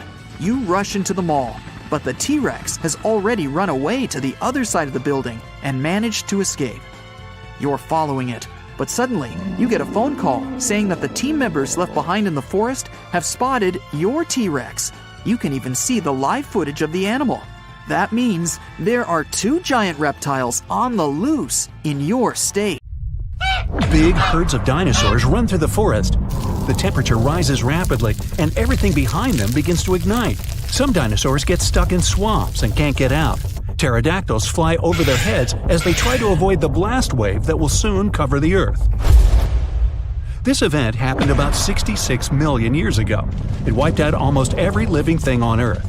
Birds and flying dinosaurs were just about the only ones who could survive the most massive extinction event ever. Hey, don't blame me, I wasn't around then. Let's go down their evolutionary tree to look at the world's first bird, Archaeopteryx. It was about the size of a modern raven, but it looked like a small dinosaur with feathers. It had many small conical teeth, almost like alligators. It's because Archaeopteryx was closer to reptiles than to birds. However, its brain was 3 times larger than that of these reptiles. Although it had wings with feathers, it could hardly fly like modern birds. Its shoulder joints didn't allow it to lift its wings above its back, so it couldn't make a full wing beat. Most likely, Archaeopteryx was capable of gliding flights with small wing flaps. Evolution has led to more evolved species capable of full flight. Pterodactyls. These guys had no feathers, but membranes made of skin and muscle. Its wingspan was about the length of a human leg. It could fly perfectly and catch fish and small animals. Although flying dinosaurs could easily outrun terrestrial predators like velociraptors and T-Rexes, most of them didn't make it through the impact of a giant meteorite. Let's look at this event step by step to see how they got to our time. 10 minutes before the meteorite crash. A massive rock about the size of Manhattan Island is moving towards Earth in space. It weighs 460 trillion tons. That's like 3 trillion blue whales, the heaviest mammals that ever lived on Earth, and it's approaching our planet at 12 miles per second. At that speed, it could cross the Atlantic Ocean in just 4.5 minutes. That's twice as fast as our modern spacecraft could fly. 5 seconds before the meteorite crash. Ooh, this is getting tense. The Earth's gravitational force continues to pull the giant meteorite. It blows a hole in our atmosphere and creates a popping sound so loud you could hear it on the other side of our planet. All the animals on our planet wake up in a panic. They lift their heads up and see a huge rock that begins to burn through the air. Smaller fragments start to break away from the main meteorite. This fire is so bright that it shines almost like the sun. Flying dinosaurs and other ancestors of modern birds are the first to sense danger. They make a beeline to the sky and try to fly as far away from the impact site as possible to save their lives. The moment of impact. The colossal mass and velocity of the meteorite give it an enormous amount of energy.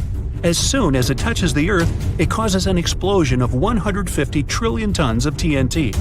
The blast wave literally rips out chunks of our planet and throws them up. A huge wall of energy begins to move from the point of impact in all directions. It snatches the trees out with their roots and pushes them to the ground like dominoes. The shockwave completely wraps around our planet. This energy turns into heat. Everything around the impact site begins to ignite. Green jungles and trees turn into smoldering charcoal in seconds. The ground and rocks simply evaporate. The collision caused a massive earthquake. Some dinosaurs may have fallen into cracks that appeared in the ground. A strong earthquake caused a tsunami with waves higher than the Empire State Building. Dinosaurs that weren't trapped in the burning forest were washed away by the enormous waves. The dinosaurs of North America tried to escape by running to the north, but the blast wave inevitably catches up with them. Flying dinosaurs have no problem with earthquakes or tsunamis. They fly high enough to avoid the giant waves, but they will have to contend with continuously falling meteorite debris. 5 minutes after the meteorite crash. A meteor shower of giant rock fragments continues to fall to Earth. Some meteorites were the size of a car, others were more like a large building. Ashes and dust rise into the air.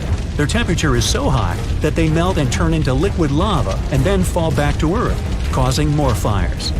Meteor showers cause trouble for flying dinosaurs too. They have to maneuver and dodge the falling red-hot rocks. The high temperatures are a huge problem for them because it might make them lose feathers. With no feathers, they aren't able to fly. 10 hours after the meteorite crash. The dinosaurs continuously ran north all this time. They found themselves in unfamiliar territory with many swamps.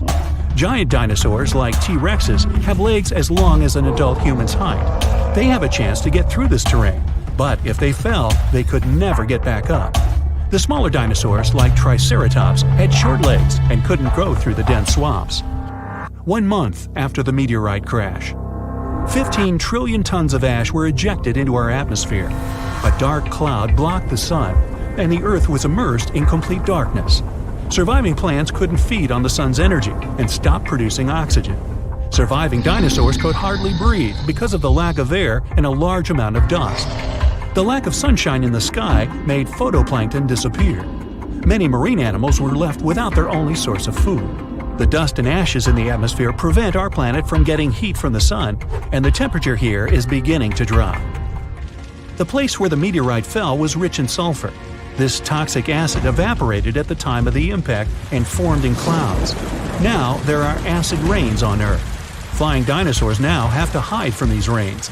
They have to stay in caves and can't go outside to get some food. So far, a large number of terrestrial and flying dinosaurs have survived. They come out to see the aftermath of the disaster. The site of the impact was in present-day Mexico, the Yucatan Peninsula. The Chicxulub crater is located here.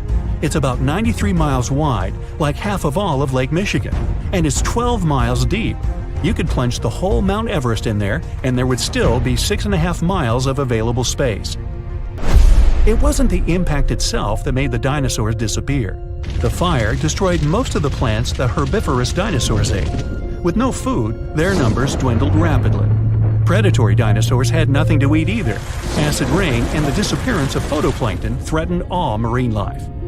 Even though birds managed to avoid the blast waves and tsunami, they were short of food too. About 80% of all birds didn't make it to the end of the extinction event. The problem was that all of the forests on Earth were wiped out. Most birds would nest and live in trees. Besides that, the forests were always full of food, from all kinds of ants and termites to flying insects and small mice. So, only those species that lived on the ground and could fly well survived. Most likely, they fed on the seeds of small surviving plants. This habit made flying dinosaurs lose their teeth during evolution. Instead of jaws with a bunch of sharp teeth, they got long beaks to grab tiny seeds from the ground. Although Earth looks like a terrible place to live now, there's an evolutionary boom for birds. They have to travel long distances in search of food. Their wings get stronger. They also feel safe from predators who regarded them as food before. No T-Rex now catches a sleeping bird off guard. About 1,000 years after the collision, the first dense forests appear. It gives another boost to evolution. 1 million years later, forests full of food are populated by the ancestors of modern mouse birds. And 65 million years later, in modern times, we have about 10,000 species of birds. Pigeons, crows, eagles, and hawks, even penguins. These are all descendants of the dinosaurs. But there were other survivors. Some alligator and crocodile ancestors were able to adapt to changing conditions. About 80% of turtle species managed to survive the mass extinction, and now their descendants live among us. Snakes and lizards were also able to wait out the hard times in their burrows. Even some mammals, like monotremes, survived. This hedgehog-sized animal was able to continue to evolve. Many millions of years later, these mammals evolved into primates, which later gave life to modern humans. Much, much later came the iPhone. Hold on to your hats, folks, because we're about to embark on an incredible journey. With the help of super smart scientists and their studies, we've asked AI to take us back a mind-blowing 2 billion years in time and show us what our awesome Earth looked like. So buckle up and let's find out. Once upon a time, way back when Earth was just a baby, around 4.5 billion years ago, hopping into a time machine and paying a visit would have been a big mistake. The whole place was a hot mess. First of all, the ground was still all gooey and molten, so landing your time machine would have been a major risk. Now, as soon as you tried to get out, you would see a completely different Earth compared to what we know today. The landscape is a patchwork of rugged mountains, sparkling seas, and vast stretches of land. Picture massive volcanoes erupting in fiery bursts, shooting gases and ash into the air. It's like a crazy fireworks show. And even if you had a fancy new machine that could hover and had special shields to handle the heat, you'd still have a hard time breathing. You see, the early Earth's atmosphere is a bit moody. Thick clouds hang in the sky, casting mysterious shadows on the land below. The air is as thin as a whisper and filled with all sorts of interesting gases like hydrogen and helium. Carbon dioxide swirls around, giving everything a vibrant green hue. Water vapor drifts through the air, creating a sense of humidity and a refreshing mist. Oh, and there might be a hint of ammonia and methane just to keep things interesting. Lots of cool gases, huh? But wait, there's something missing. Oxygen. So if you take a deep breath, you won't feel that familiar rush of air filling your lungs. On land, there are no lush forests or towering trees just yet. Instead, you find rugged, rocky terrains. Some of these ancient rocks bear the marks of intense forces, collisions and earthquakes that have shaped the land over millions of years. But amidst all this ancient beauty, something amazing is about to happen. Life, in its early stages, is evolving and preparing for its grand entrance. Simple organisms, like algae and bacteria, rule the scene. They thrive in the oceans, using the abundant carbon dioxide to grow and multiply. The waters are teeming with activity, with colorful, microscopic life forms buzzing around like a busy city. These tiny organisms are working hard, releasing oxygen as they go about their business. They're like little factories, slowly changing the composition of the atmosphere. So this is what the early Earth looked like, more or less. But why was it so nasty? And how could it have changed so much since then? You see, Earth's heat came from all sorts of crazy things happening during its formation. First off, there was some serious heat already packed into the objects that came together to make our planet. Then, as Earth grew bigger and stronger, its gravitational force got a major power boost. It pulled in more stuff, but it also gave Earth a massive bear hug, squeezing everything tightly. And you know what happens when things get squeezed? They heat up like a pressure cooker. This crazy heating had a huge impact on Earth's structure. Picture Earth as a mixed-up bag of rocks, metals, and minerals. But as things heated up, the rocks and metals got so toasty that they melted. And guess what? The denser metals sank to the center and became Earth's core, while the lighter rocky stuff floated up to become the crust and mantle. It was like Earth decided to unmix itself, creating separate layers. Scientists call this wild separation differentiation. But the heating didn't stop there. With all this mixing and moving around, Earth got even hotter. It was like turning up the heat in a giant planetary oven. All this crazy heat had some serious consequences. Earth's high temperature made everything super speedy.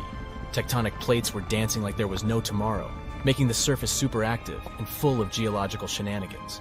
Oh, and that's not all. Earth also got showered by some serious cosmic visitors. Imagine this. While Earth was busy gathering up all sorts of space debris during its formation, the rest of the solar system was causing some major chaos. Saturn and Jupiter decided to shake things up by changing their orbits, sending a whole bunch of massive objects hurtling towards poor Earth.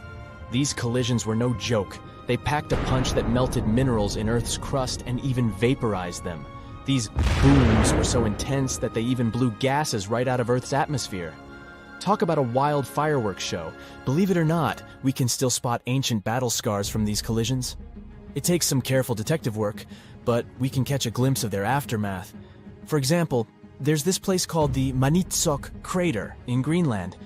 Even though there's no actual crater to see, we can examine rocks that were chilling 12.5 to 15.5 miles below Earth's surface back in the day.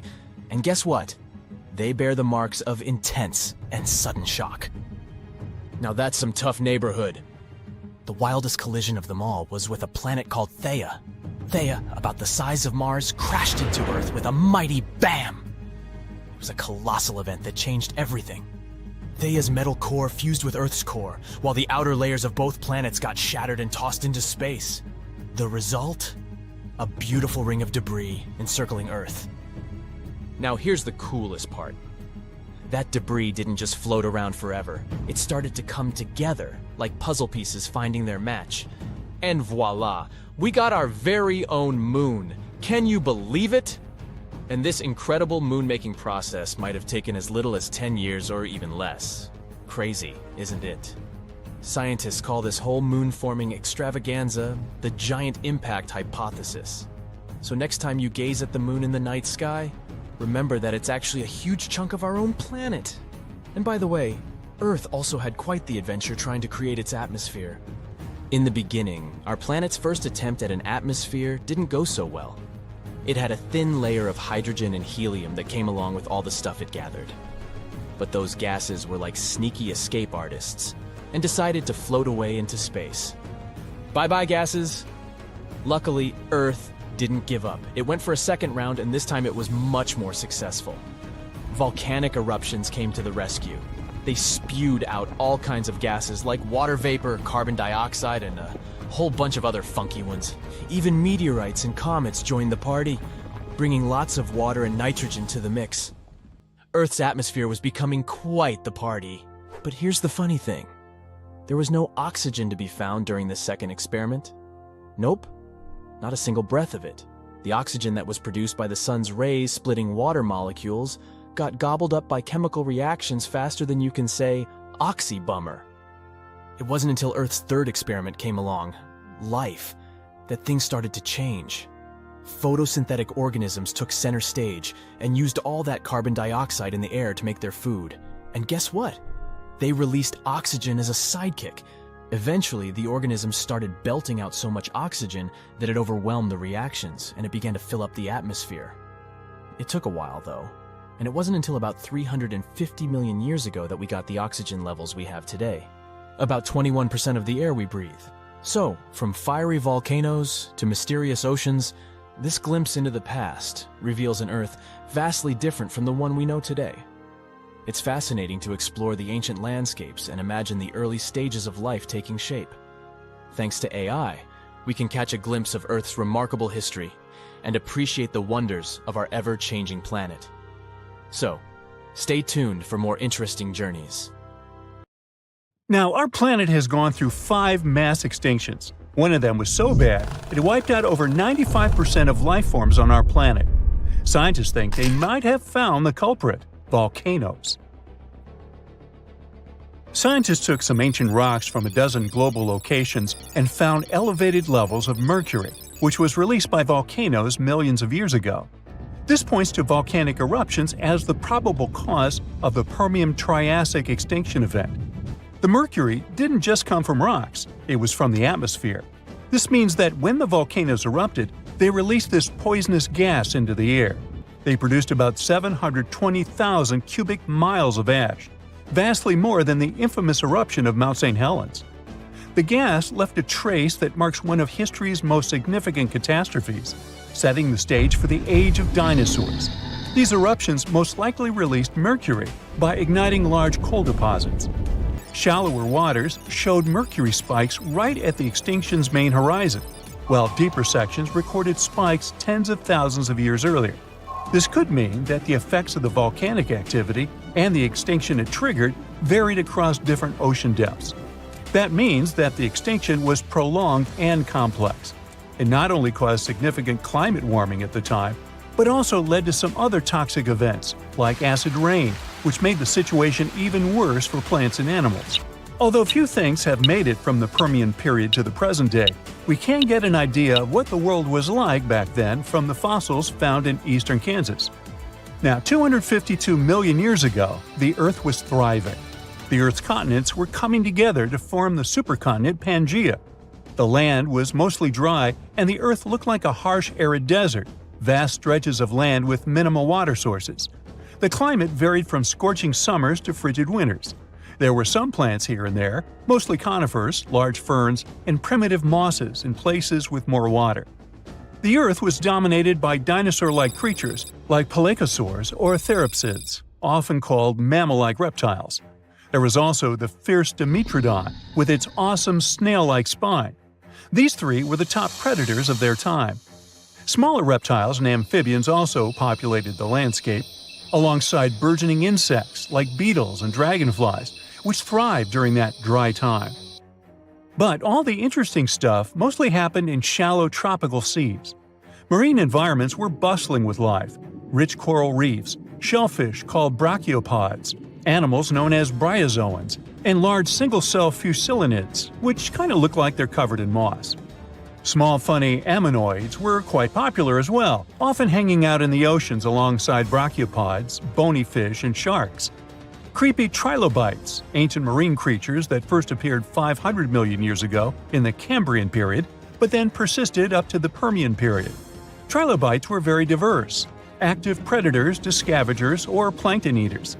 However, almost all these beautiful creatures were about to disappear during the Permian-Triassic extinction. Now, this extinction was truly ruthless. More than two-thirds of amphibian and reptile species disappeared, and nearly one-third of all insect species were wiped out.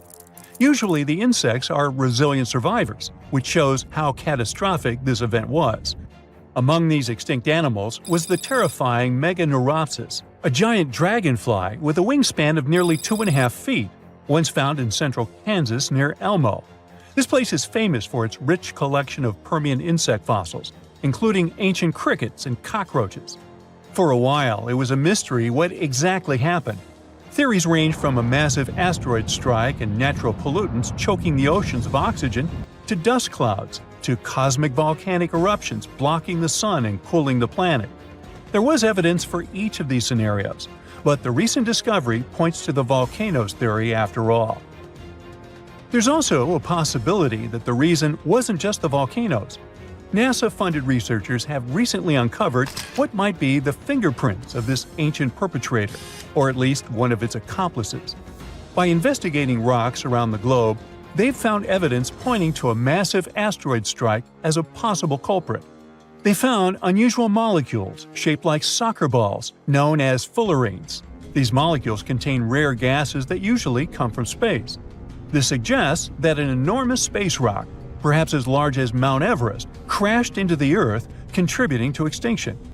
There seems like there might have been a series of catastrophic events. The volcanoes were spewing vast quantities of lava and gas that altered the climate, Pangea was forming and disrupting weather and ocean patterns, and an asteroid decided to join in as the cherry on top.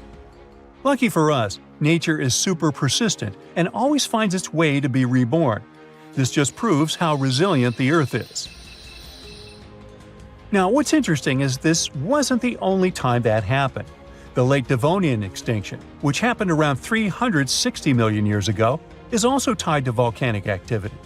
Volcanic eruptions and the proliferation of land plants could have altered the nutrients flowing into the oceans. The Triassic-Jurassic extinction, which happened around 200 million years ago, a bit before the dinosaurs, might have also been a result of a volcanoes plus asteroid impact combo. And finally, about 66 million years ago, the last dramatic shift happened on Earth. Our planet went from the age of dinosaurs to the age of mammals. This momentous change is known as the KPG extinction. Just like the Permian extinction, it was a sudden event that ushered in new forms of life. And, once again, there are two major theories about what happened. The most popular theory tells us that the dinosaurs disappeared because of a massive asteroid. The Chicxulub meteorite smashed into present-day southern Mexico, creating the Chicxulub crater. The meteor was about 6 miles wide and hurtling towards Earth at incredible speeds.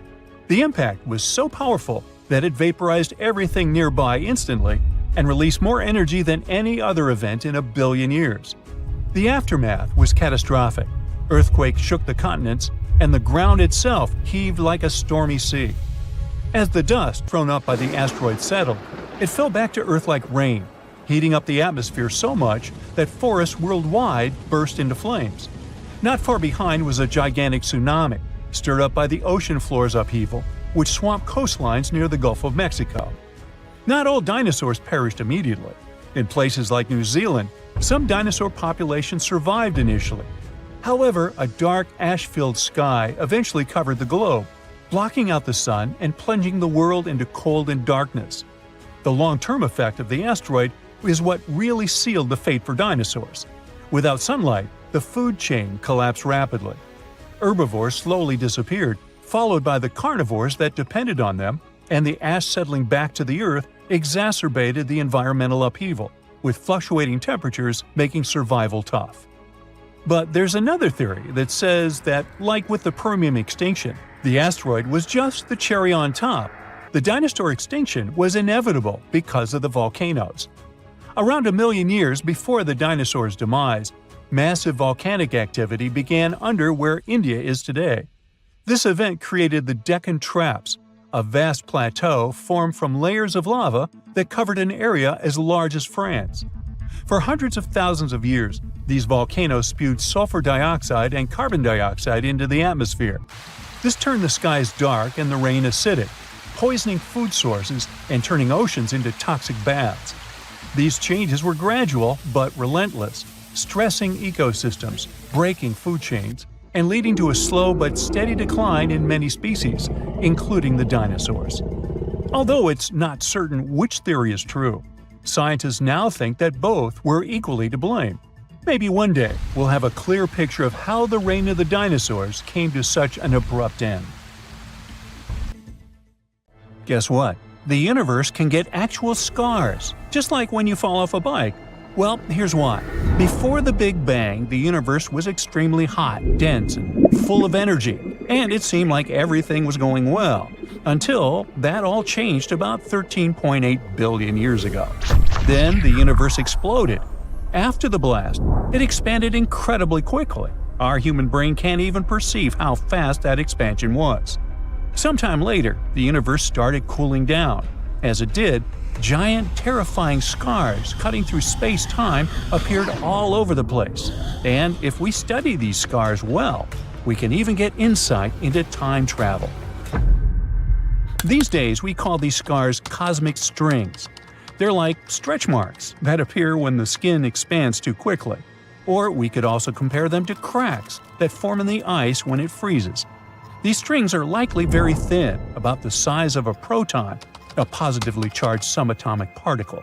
Yes, subatomic means smaller than an atom. The strings are also extremely dense and can stretch for light years. Now, imagine these cosmic scars floating through space, not interacting much with their surroundings. When two cosmic strings pass each other, they could warp space-time in such a way that it creates a time machine.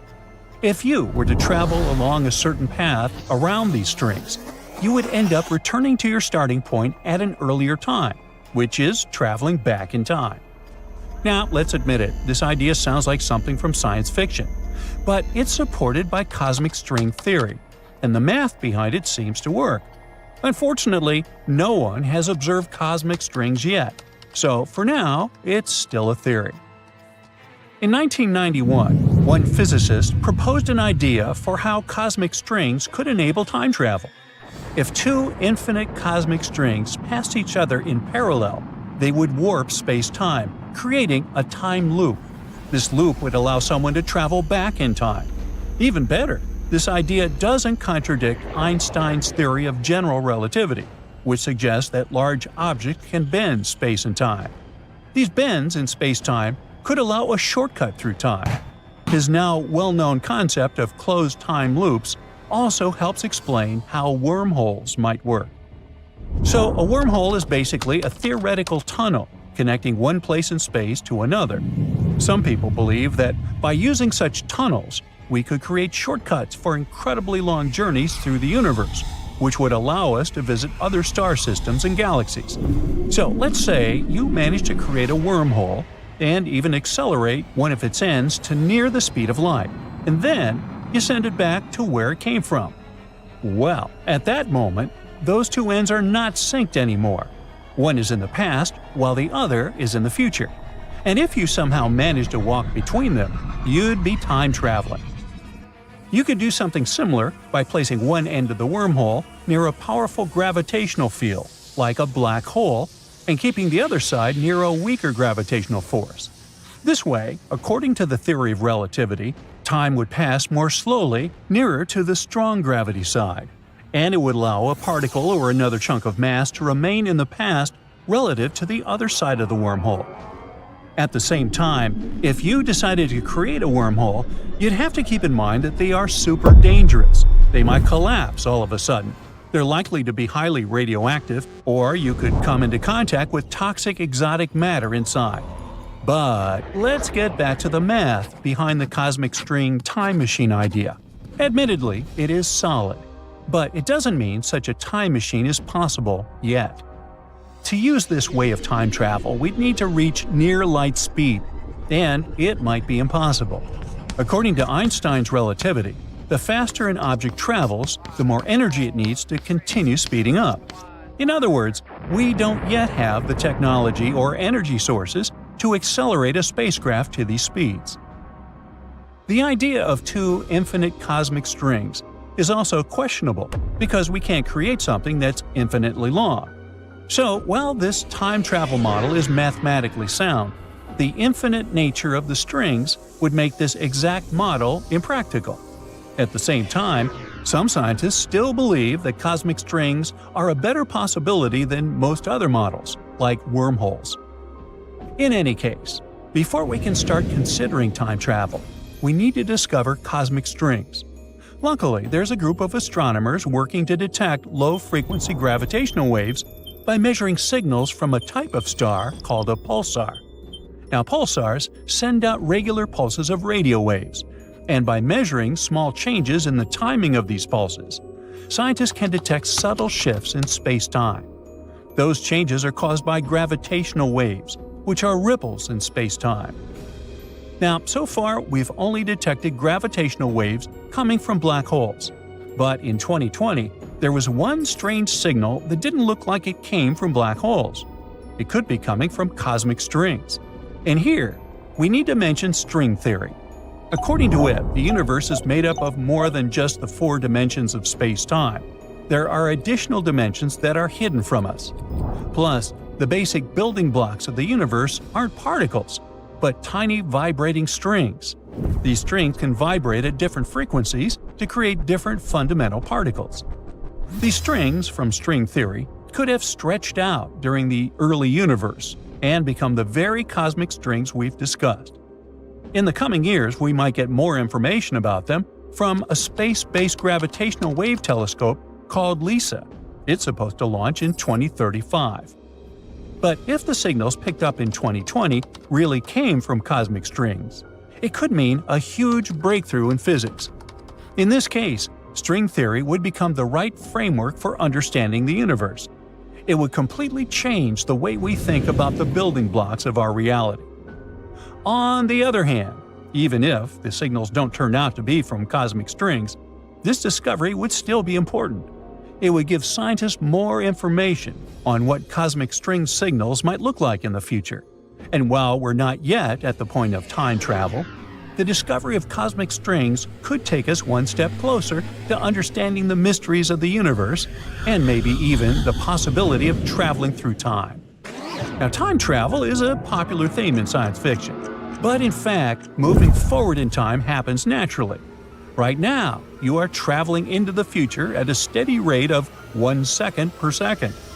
However, scientists have discovered that this rate can change depending on speed and gravity. Einstein's special theory of relativity explains that time slows down as an object moves faster. The closer you get to the speed of light, the more slowly time passes for you, compared to someone who isn't moving at all. The general theory of relativity adds another factor: gravity. The stronger the gravitational pull, the more slowly time moves. Near massive objects, such as the surface of a neutron star, black hole, or even Earth, time runs more slowly than it does far away from these space objects. If someone were to stay near the edge of a black hole, where gravity is incredibly strong, only a few hours might pass for them, while thousands of years would go by for people on Earth. If they returned, they would have effectively traveled into the future. This is a real and scientifically proven effect. A real-life example of time travel, though on a tiny scale, can be witnessed in space missions. For example, this cosmonaut spent a total of 748 days aboard the space station Mir during 3 separate missions.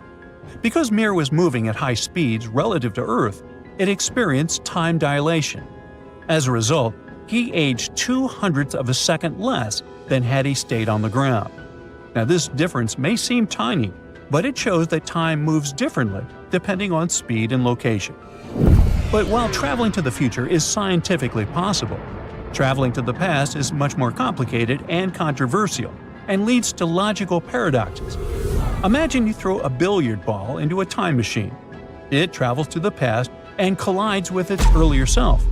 This prevents the ball from ever entering the time machine in the first place. A contradiction. Now, let's assume that another species, whether humanoid or dolphin-like, could have existed millions of years ago. How do we find their traces? There was a Doctor Who episode about a non-human industrial civilization on Earth that existed long before us. These reptiles, called Silurians, were forced deep underground by a catastrophic rise of temperatures on Earth, and there they thrived for centuries. That inspired scientists to create the so-called Silurian hypothesis. If there was an advanced civilization before us, we should find their traces somewhere. Well, let's try. Climatologist Gavin Schmidt and astrophysicist Adam Frank decided to dive into this themselves. Like us, any technologically advanced civilization would be hungry for energy, so they looked for global effects that would leave a widespread mark. For example, hints of large-scale industrial processes, like plants and factories, and their leftovers. Then comes the question of how long these civilizations would last. If they existed for a long time, we should look for long-lasting signs, like residues from burning fossil fuels, mass extinctions, synthetic chemicals not found in nature, and even traces of nuclear fission. Basically, we should search for the same kinds of things that humans are currently leaving behind as evidence of our activities. Unfortunately, this evidence isn't that easy to find. Let's imagine an unsettling scenario if humanity suddenly disappeared. Even though it seems like we've left a lot of changes on our planet, the future civilization millions of years from now would struggle to find any remnants of our existence. Why? Well, our planet has existed for 4.5 billion years. Complex life on Earth has existed for more than 400 million years. Compared to that, our industrial period only lasted around 300 years, and we haven't left any significant traces. Our record of Earth's history is full of gaps, especially the further back you look. The fossil record captures only some things, being very selective and incomplete.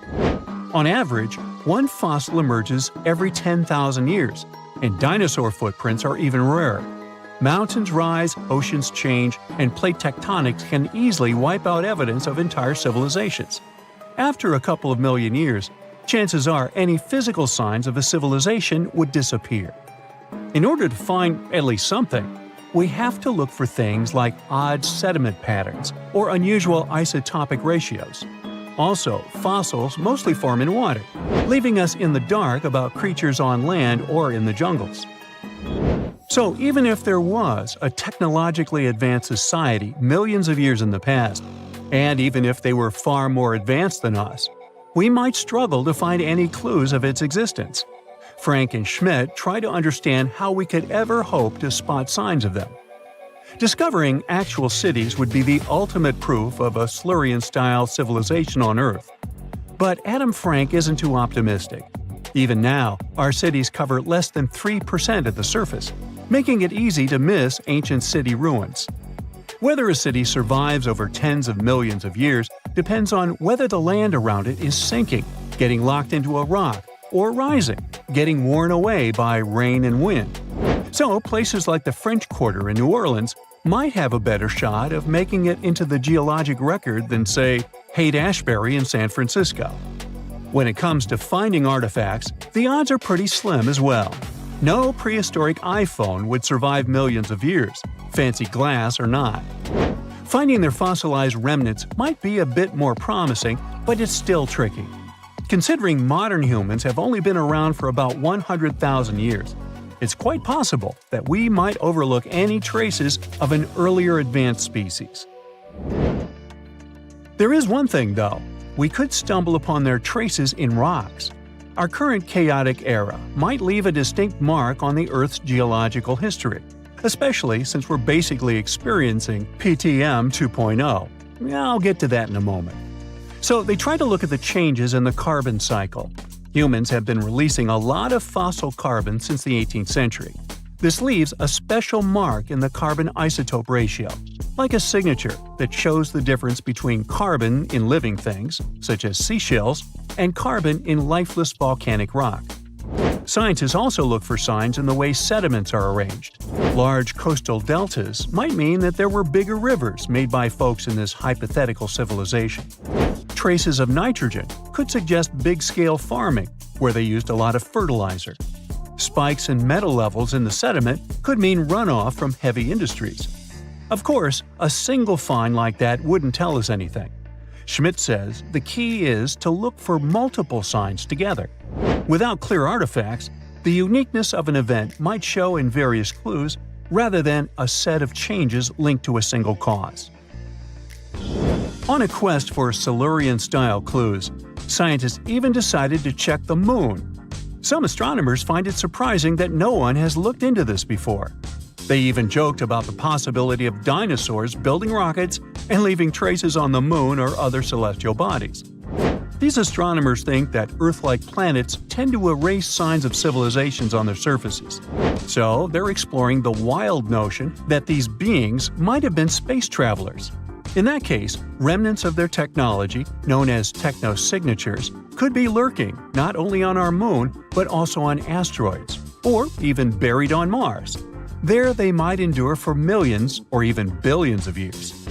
Unfortunately, so far, despite digging into the past 380 million years and examining all suspicious events, the researchers haven't found a clear match for a technological civilization. They don't give up, though. Frank calls for more investigation. For example, we could study how modern industrial chemicals stick around in ocean sediments. This, he believes, could help us identify similar chemical traces in the Earth's history. If there are no traces, why do we even bother to find something like that? This research is based on Schmidt and Frank's recent papers. They were delving into the Anthropocene. It's the proposed epoch dominated by human activities on Earth. It's full of these things called hyperthermals. They're prehistoric events when temperatures on Earth sharply increased over a relatively short time. They're like extreme heat waves from the past. A great example of this is the Paleocene-Eocene thermal maximum, or PETM for short. It happened around 55.5 million years ago and saw a rapid rise in global temperatures. Over 200,000 years, the average temperature on Earth jumped from about 9 to 14 degrees Fahrenheit. We study these hyperthermals to understand how they occurred, from natural causes or human activities. So, these hyperthermals sparked the genesis of Frank and Schmidt's research. To study them, scientists started examining chemical signals and tracers left in rocks. When doing that, Schmidt and Frank uncovered some eerie parallels between all the climate issues we have today and past periods of rapid temperature shifts. There's a close similarity between the PETM and other hyperthermal events. So all this work isn't just about solving a historical mystery.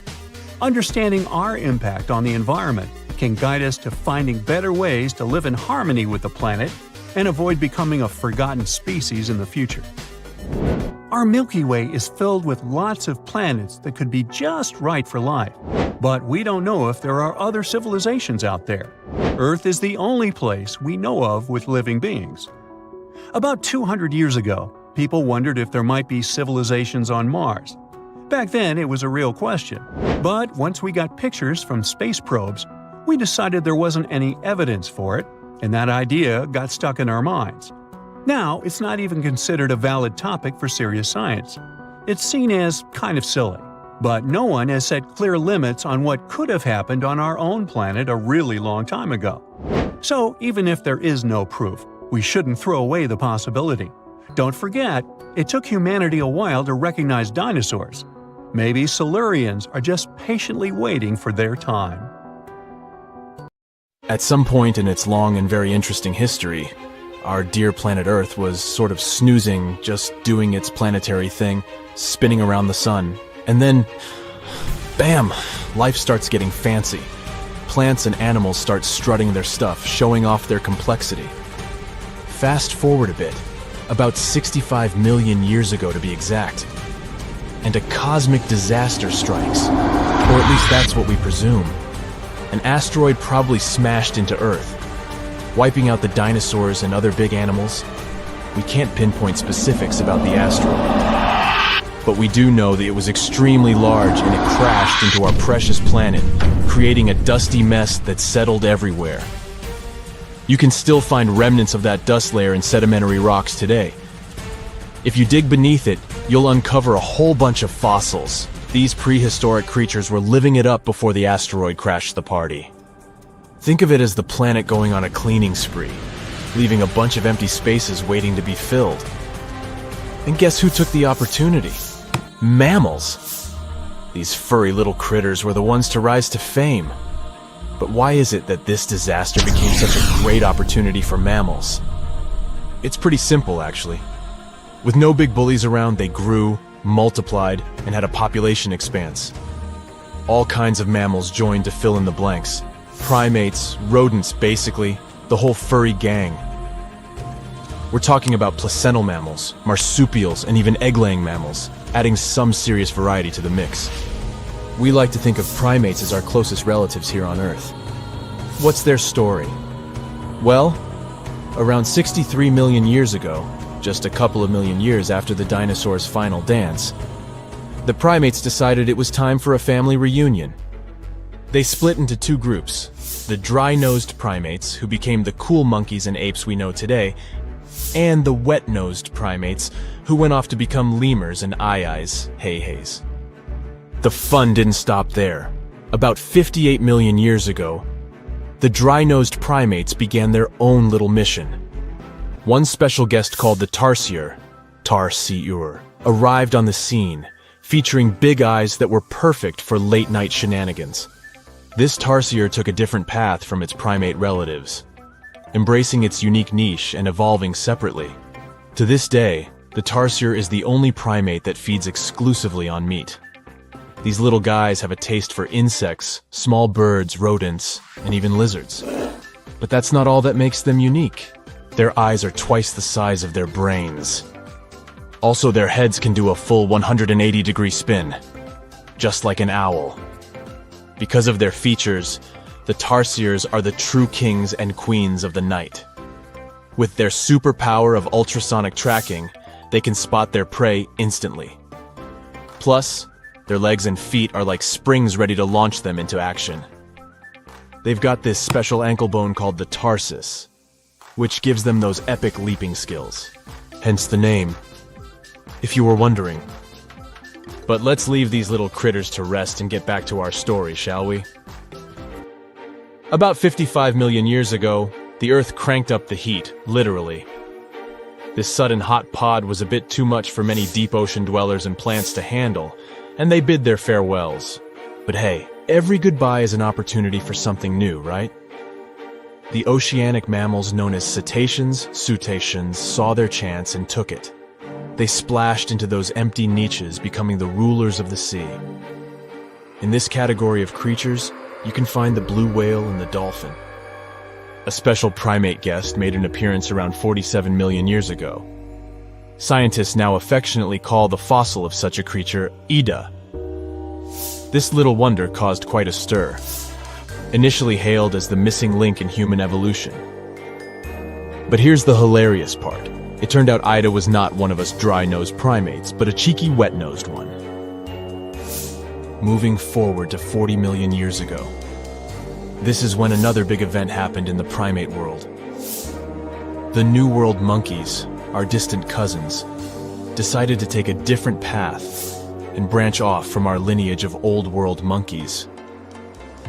They packed their bags and set off to conquer South America, where they're still living it up today. What's the difference between the two, you might ask? Well, one crucial thing that sets them apart is the fact that the Old World monkeys had nostrils that pointed downwards. Around 25 million years ago, another troop of apes entered the scene, and these guys had something special: the lack of a tail. These unique creatures would go on to become our closest relatives. We're talking apes and great apes, The cool gang who share a whole lot of genetic similarities with us. The first ape to break free from the monkey madness was the gibbon. About 18 million years ago is when this little acrobat swung into the picture. A few million years later, the great apes made their grand entrance too. Orangutans were the pioneers, venturing into the wilds of southern Asia. We're getting closer and closer to the present. It was 7 million years ago when the great apes took a major fork in the evolutionary road. One path led to our ancestors, the future Homo sapiens, and the other path led to chimpanzees and bonobos. These two primate branches remained united for a few million years before finally going their separate ways. 5.6 million years ago, a game-changing ape, called Ardipithecus, made its way into our evolutionary history. It had a special talent, bipedalism. That's right, this was one of the first apes to walk on 2 feet, probably making its primate buddies raise an eyebrow or two. The real showstoppers, however, arrived around 4 million years ago, the Australopithecus crew. These were the earliest members of the Hominina hominina subtribe, our tribe. What made them so special? Well, probably the fact that they brought some serious tools to the game. Stone tools, to be precise. It seems that at some point in their evolution, these clever primates started using stones to make their lives easier. Now here comes a crucial turning point in our story. About 2 million years ago, our ancestors faced a food shortage. Survival of the fittest was the name of the game, and 2 strategies emerged. Group 1 went for stronger jaws, allowing them to chomp on tough foods like nuts. Group 2 had a different idea. They opted for weaker jaws, but bigger brains. They wanted access to a wider range of food options. Obviously, the bigger-brained group took the prize. And here's where our gang comes into play. Around 2.5 million years ago, a type of primate also known as handyman made its mark on history. These clever beings had larger brains and knew how to put those neurons to good use. About 1.9 million years ago, a new star emerged, Homo erectus. These creatures not only walked upright, but also had brains that were almost twice the size of the handyman's. They took the world by surprise, becoming the first of our direct ancestors to venture out of the African continent. They even knew how to tame fire. Approximately 700,000 years ago, the world witnessed a culinary revolution. The earliest evidence of cooking appeared. And around 500,000 years ago, our ancestors decided it was time to become a bit more fashionable, donning the first evidence of clothing. Our very own species came to be just 300,000 years ago. Told you we were late to the party.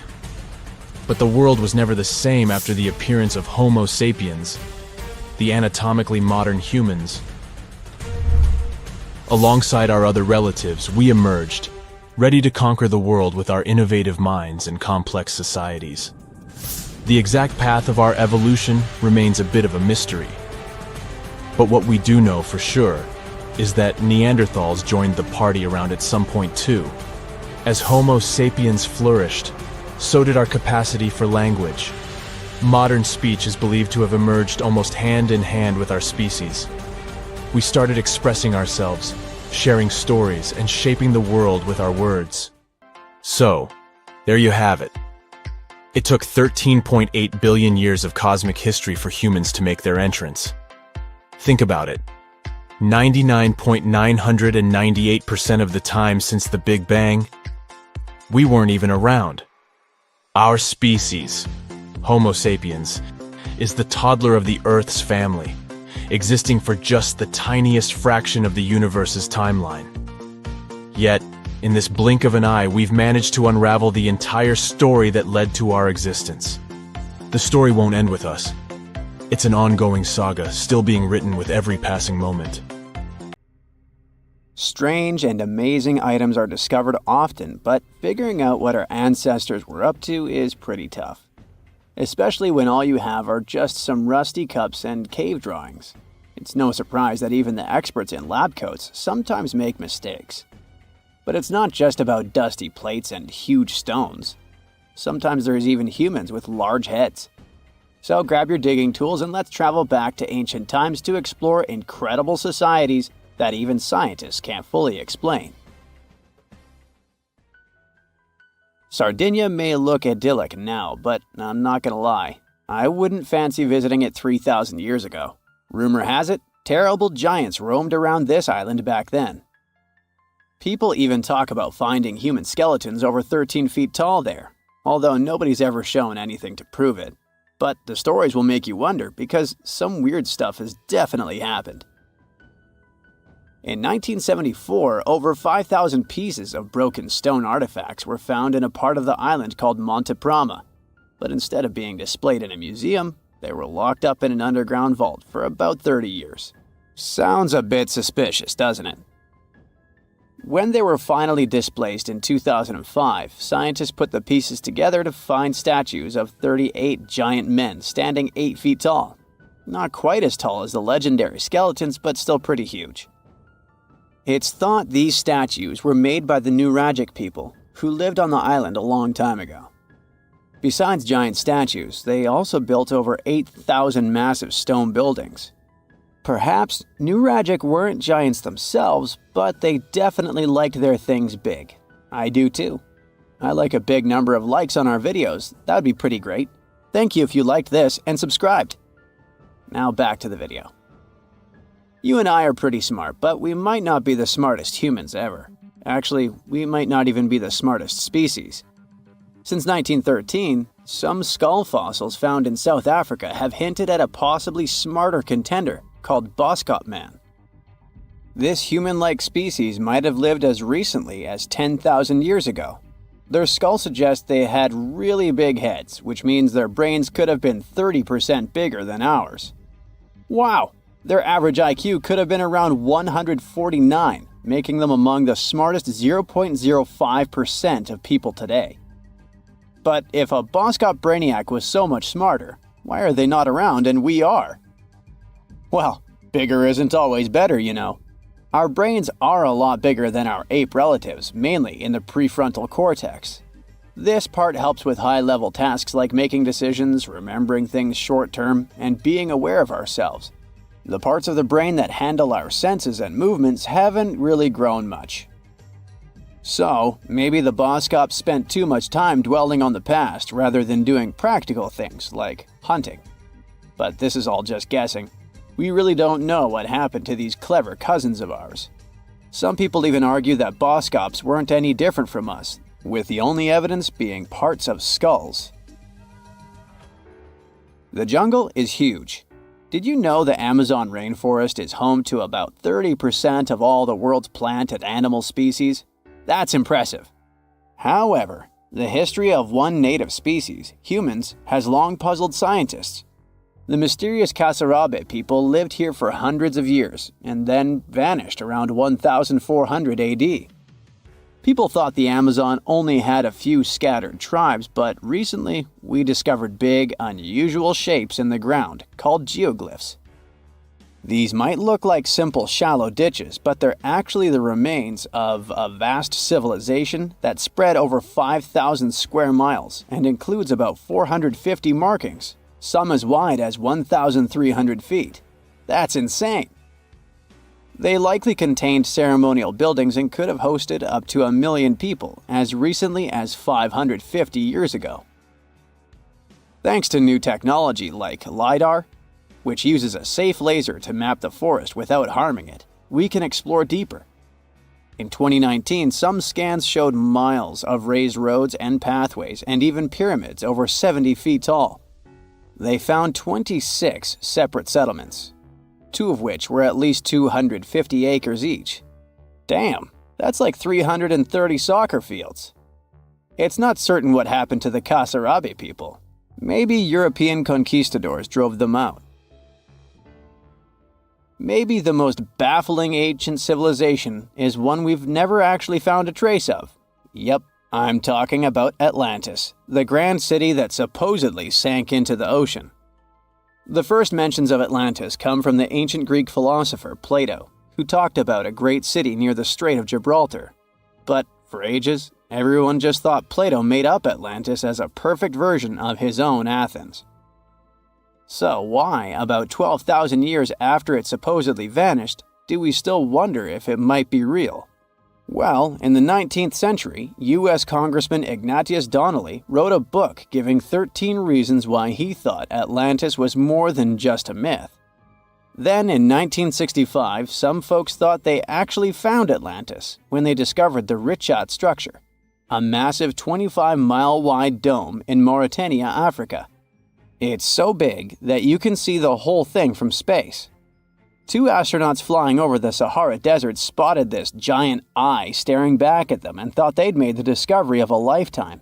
Unfortunately, there's no solid evidence linking this structure to Atlantis. It's believed to have formed from volcanic activity about 100 million years ago.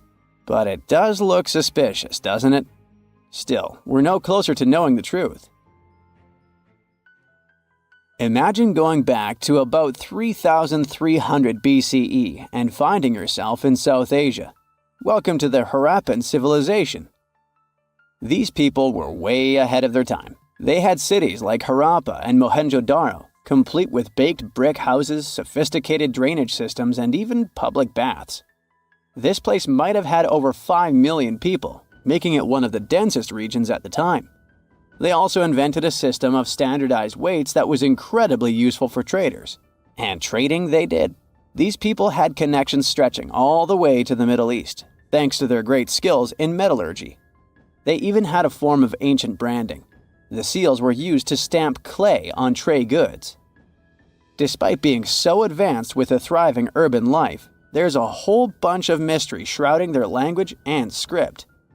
We've got bits and pieces of their writing, but no one's deciphered them yet, even with all the technology we have today. We also still don't know how exactly their society worked. It looks like they didn't flaunt their social status as much as other civilizations. No grand palaces or massive monuments. Instead, their largest buildings might have been granaries. They sure were practical. Unfortunately, all good things must come to an end. Around 1800 BCE, this bustling civilization started to decline, possibly due to shifts in river patterns. As the environment changed, the Harappans packed up, moving towards more hospitable lands. Ever heard of the Minotaur? The beast with a bull's head and a man's body, hunting the bravest travelers in a massive maze. Well, this wasn't just any old tale. It was one of the most popular dramas of the ancient world, and it was inspired by this place, the island of Crete. The Minoans lived here during the Bronze Age. They had stunning palaces, amazing frescoes, and a culture so rich it still fascinates historians to this day.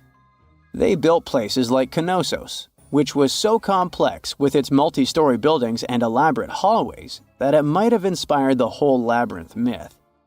Their engineering was so ahead of its time that even their drainage systems were more advanced than what many of us have today. Let me know in the comments which of these stories you find the most fascinating, and thanks for watching. Now, how about some surreal hidden places to check out? Grab a flashlight and your backpack, and bon voyage! The trip starts in the mountainous country of Switzerland. You travel to the town of Waltensburg in the eastern part of the country.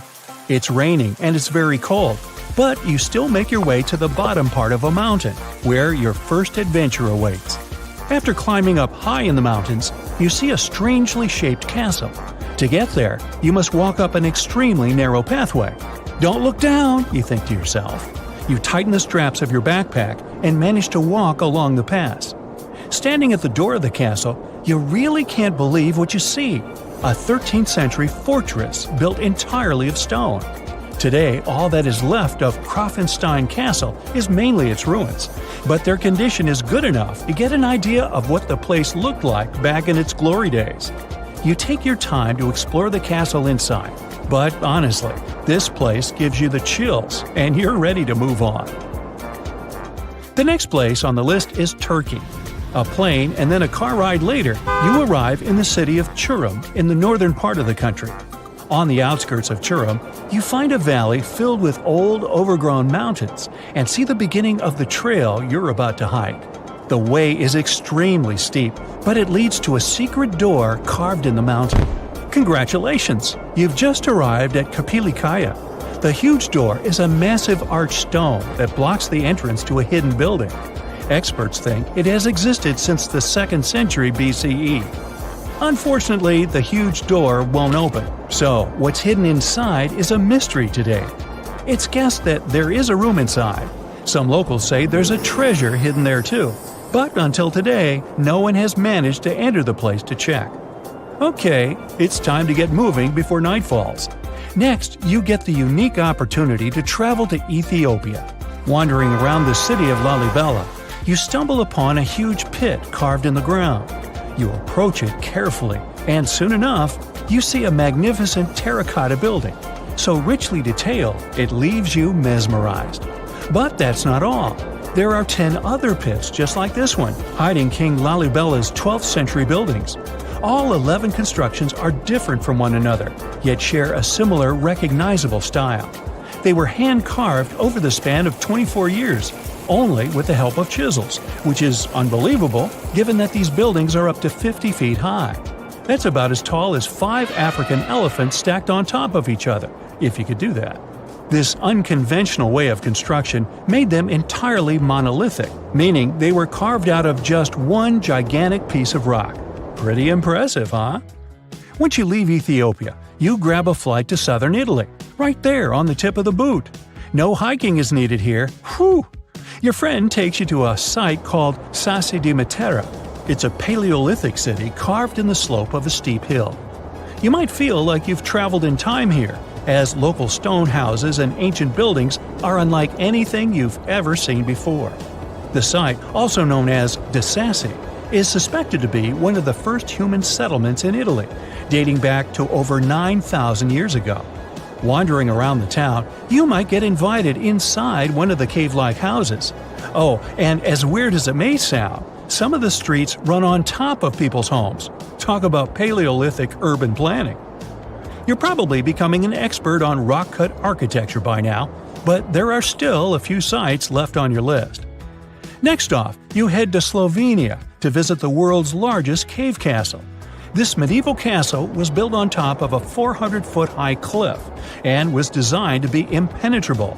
Luckily for you, security is much more relaxed today. Still, if you're looking for a more challenging and less touristy way inside, you can get into the castle through one of its many underground tunnels. They were built over 800 years ago for the owner of the castle. He needed secret passageways to sneak supplies. Today, Pajama Castle is both enchanting and mysterious. I'd say it depends on whether it's a warm sunny day or a cold stormy night. After this medieval experience, you head on to visit Petra, a magnificent Jordanian monument found in the middle of the desert. To get around here, you'll need a large supply of water and sunscreen because it's going to get hot. But this site is worth it. The city of Petra is a marvel of the ancient world. Back in the 4th century BCE, this region was a trading hub at the crossroads of commercial routes. Petra was a wealthy city, home to the Nabateans, an Arab Bedouin tribe that thrived in the region for many years. The rock-carved gate-like structure Petra is famous for is called the Pharaoh's Treasure. It stands at the main entrance to the site and is said to have a treasure hidden inside. You might feel tempted to check it out for yourself, but that's an adventure for another trip. For now, you hop on another plane ride, this time to the Americas. First, you visit the USA, more specifically, the mountainous state of Colorado. You make your way to Mesa Verde National Park. There, in between the greenery and abundant vegetation, you'll find over 600 dwellings built in the cave beneath the cliff, carved deep into the mountainside. This ancient village is now considered a heritage site. The local Puebloan tribe built it back in the 1190s. One of its main buildings is called the Cliff Palace. It's a multi-story construction built from sandstone and mud mortar. The palace alone housed over 150 rooms. If you're feeling sporty, you might want to visit the Balcony House. To get there, you'll have to climb a 32-foot ladder. You'll get to see a mid-sized village of 38 rooms, including 2 kivas. Those are traditional chambers that were built by the Puebloans for ceremonial purposes. Still in the U.S., you make your way to the hills of South Dakota. You're there to visit one of the world's most impressive human-made sculptures on Mount Rushmore. What's so mysterious about this place, you might ask?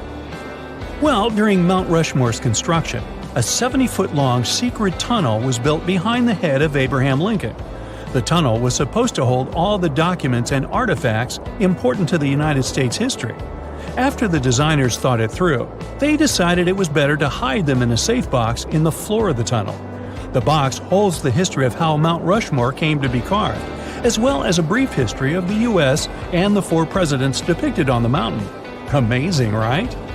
Now, you're headed down to Machu Picchu, a South American site hidden between the Peruvian mountains. Machu Picchu itself is already a mystery. Researchers still don't know why or even how the ancient Incan civilization managed to engineer the stone-built citadel all the way back in 1450 CE. To get there, you must endure a 3-day hike, reaching the impressive altitude of 8,000 feet above sea level. Or you can get a train, but that's no fun, right? You're here to check on a relatively new discovery. Back in 2010, French engineer David Crespi was taking measurements of the Inca ruins when he noticed a door he had never seen before. It was sealed off by stones. He went back to the site a few months later with an electromagnetic scanner. The scanner, which could detect objects behind walls, showed there were copious quantities of metals behind that sealed door. The researcher contacted the Peruvian authorities requesting to remove the rocks, but they didn't authorize it. As of today, the door is still locked. Whew, this trip was long, wasn't it? Make sure to get some rest, Indiana Jones. On September 16th of 2023, without warning, the Earth began to hum. A low, strange vibration reverberated through the crust. This set off seismic alarms all across the globe. For 9 days straight, the planet was pulsing with this horrifying rhythm, and scientists had no idea what was going on. Meanwhile, the total disaster was happening in Greenland. It wasn't an earthquake. They knew that much. They could tell it by the rhythm. Since we all live on giant tectonic plates, they constantly move and slide on magma like icebergs on water. Sometimes, as they move, they can rub against each other or collide or break. In any case, all this causes an incredible release of energy that sends shockwaves through the ground. That's when we feel the ground literally shaking, and it's what we call an earthquake. These vibrations we feel are called seismic waves. Seismometers pick them up as pings or rumbles. In a typical earthquake, they create a bunch of different frequencies. It's a crazy chaotic mix of low and high frequencies, like smashing every piano key. What was weird about the Greenland event is that the signals weren't like that at all. It was a steady, single-frequency vibration, as if some ancient machine was stirring beneath the earth. It's like one piano key being struck over and over, creating a doom-like, repetitive sound. Turns out, what they were hearing wasn't the noise of tectonic plates going wild. It was a phenomenon seismologists had never seen before. The days passed, and the mysterious noise just kept going. The vibrations repeated every 90 seconds, echoing around the world. The hunt for answers was growing more desperate. Seismologists had no idea what they were dealing with. They had to gather a huge international team of 68 people from 15 countries. All these scientists were gathering seismic data, satellite images, and doing some advanced math for several days, until they finally realized who the culprit was. Water. It all happened in a remote, desolate region of East Greenland. This place is full of fjords, narrow inlets of the sea between high cliffs, kinda like deep water-filled valleys surrounded by towering rocky sides. In this area, surrounded by jagged peaks and icy waters, the air was still. The landscape seemingly frozen in time. Nothing here changed much for years. Until one day. A colossal landslide has unfolded in the Dixon Fjord. One of those steep mountainsides towering over the fjord at almost 4,000 feet high collapsed in a massive landslide. Picture a huge chunk of this mountain crumbling and crashing down into the fjord below. This sent a deluge of rock and ice crashing into the water. The impact was just apocalyptic, 882 million cubic feet of debris. That's enough ice and rock to fill 10,000 Olympic-sized swimming pools, or 10 Great Pyramids of Giza. And all this nightmare hurled into the water with such force that it kick-started a tsunami about 360 feet high, taller than the Statue of Liberty, into the air. What's crazy is that this incredibly powerful wave was trapped in the fjord by narrow cliffs, unable to escape. It's like water sloshing in a closed bathtub. For 9 days, the mega tsunami continued to churn through it. That's why we heard this endless hum. It was a rhythmic back and forth of the water slamming against the walls. The shock waves were rippling deep into Earth's crust, vibrations so strong that they were picked up by seismometers around the globe. This was a phenomenon so rare, so unprecedented, that it left scientists stunned. It turned out to be a perfect storm of elements. A glacier, weakened by years of warming, could no longer bear the weight of the mountain above. This collapse was inevitable, and the chaos literally shook the Earth to its core. And people often hang out in this area with cruise ships passing by. We're lucky that no lives were lost in the disaster. It was a close call though. A tourist ship stranded in the area just 2 days before narrowly escaped the tsunami's reach by pure luck. But it doesn't mean there were no losses. The waves destroyed a nearby Inuit site, which was there untouched for over 200 years. They also swept away the huts at a research station that were about 43 miles away. The vibrations traveled from Greenland to the South Pole in less than an hour. That just shows how dangerous events like this can be. And this isn't the only place where such catastrophes are happening. In the beautiful California community of Rancho Palos Verdes, the ground is shifting so quickly that it's tearing homes apart.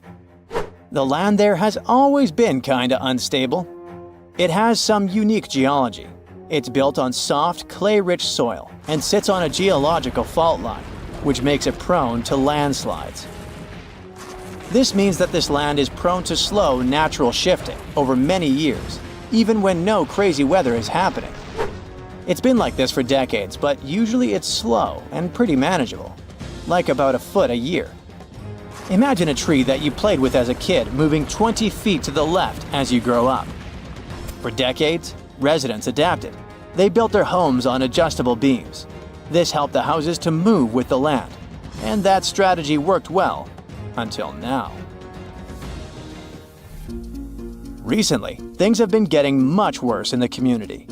Now, the land is moving by a foot in a single week. That would be like if the same tree moved almost 960 feet since you were a child. The past 2 years have also caused some heavy rains, and the weather has been getting worse. This increased water content in the soil. The land became heavier and more prone to rapid movement.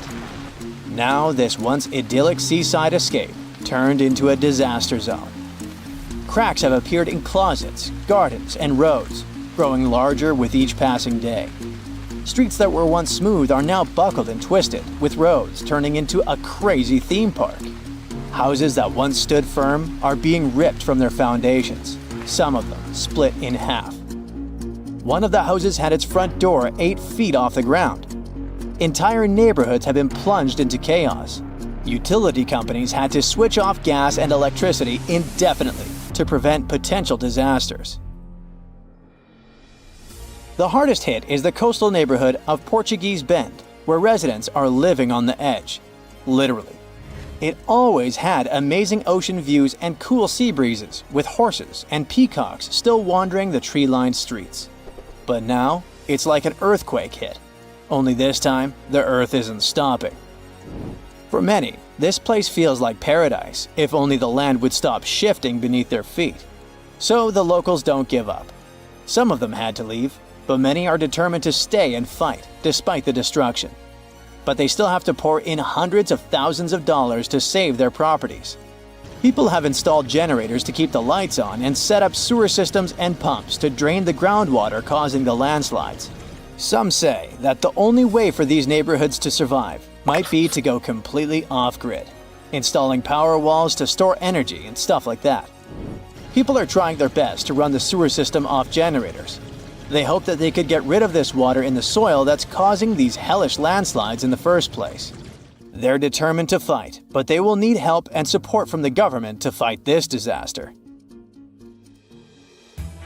Landslides are actually more common across the US than many might think. And new maps and data show that tons of people in the country might be in danger.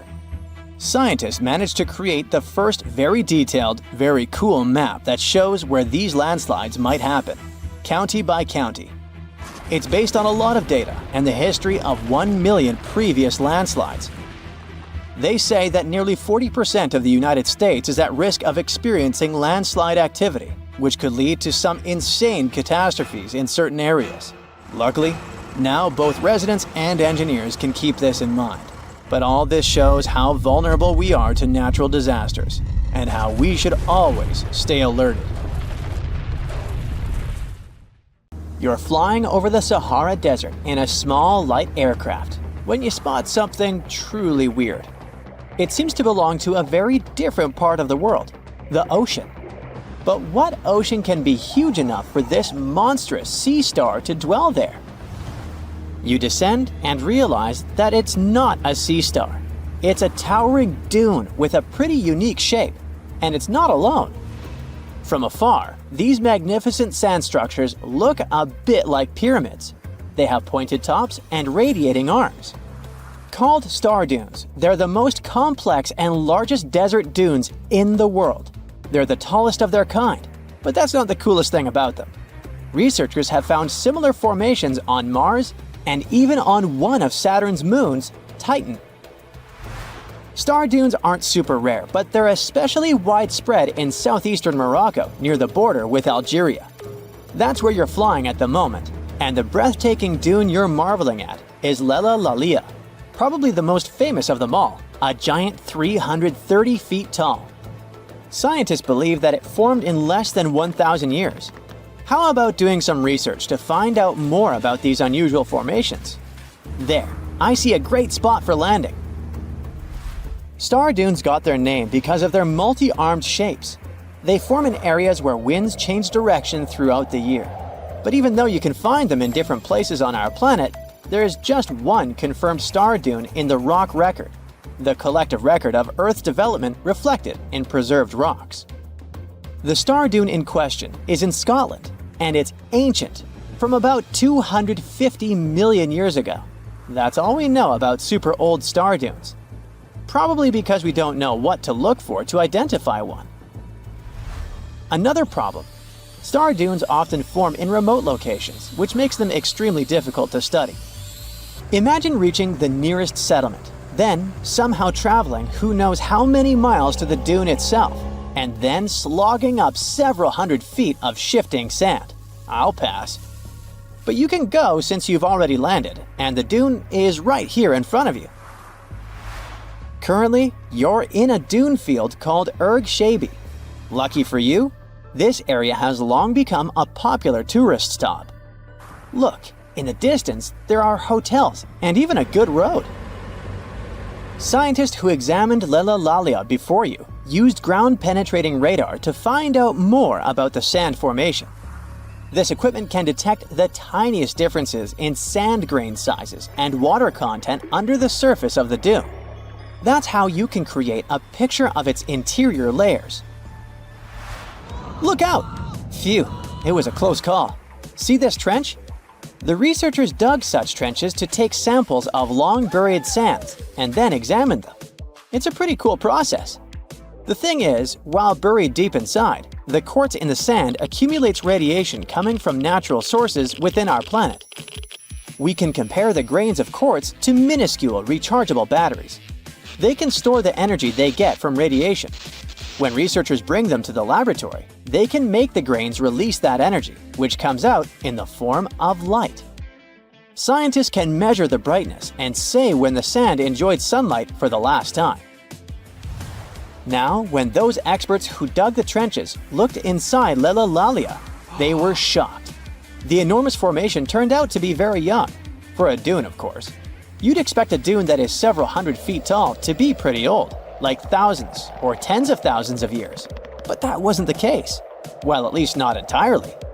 The upper part of the dune has turned 900 just recently. But look at the sand near the base of the dune. Yep, right there. Well, it was buried there around 12 or 13,000 years ago, representing ancient dunes in the area. Those good old dunes were active for a couple thousand years, and then something went wrong. Because for a whopping 8,000 years, the sand wasn't accumulating there. A mystery? Scientists might have an explanation. You see, the first part of this quiet period occurred during the time when the climate became warm and wet. Yep, even in the Sahara. It happened about 11,700 years ago. It was the end of the last ice age and the beginning of a new era, the Holocene. And guess what?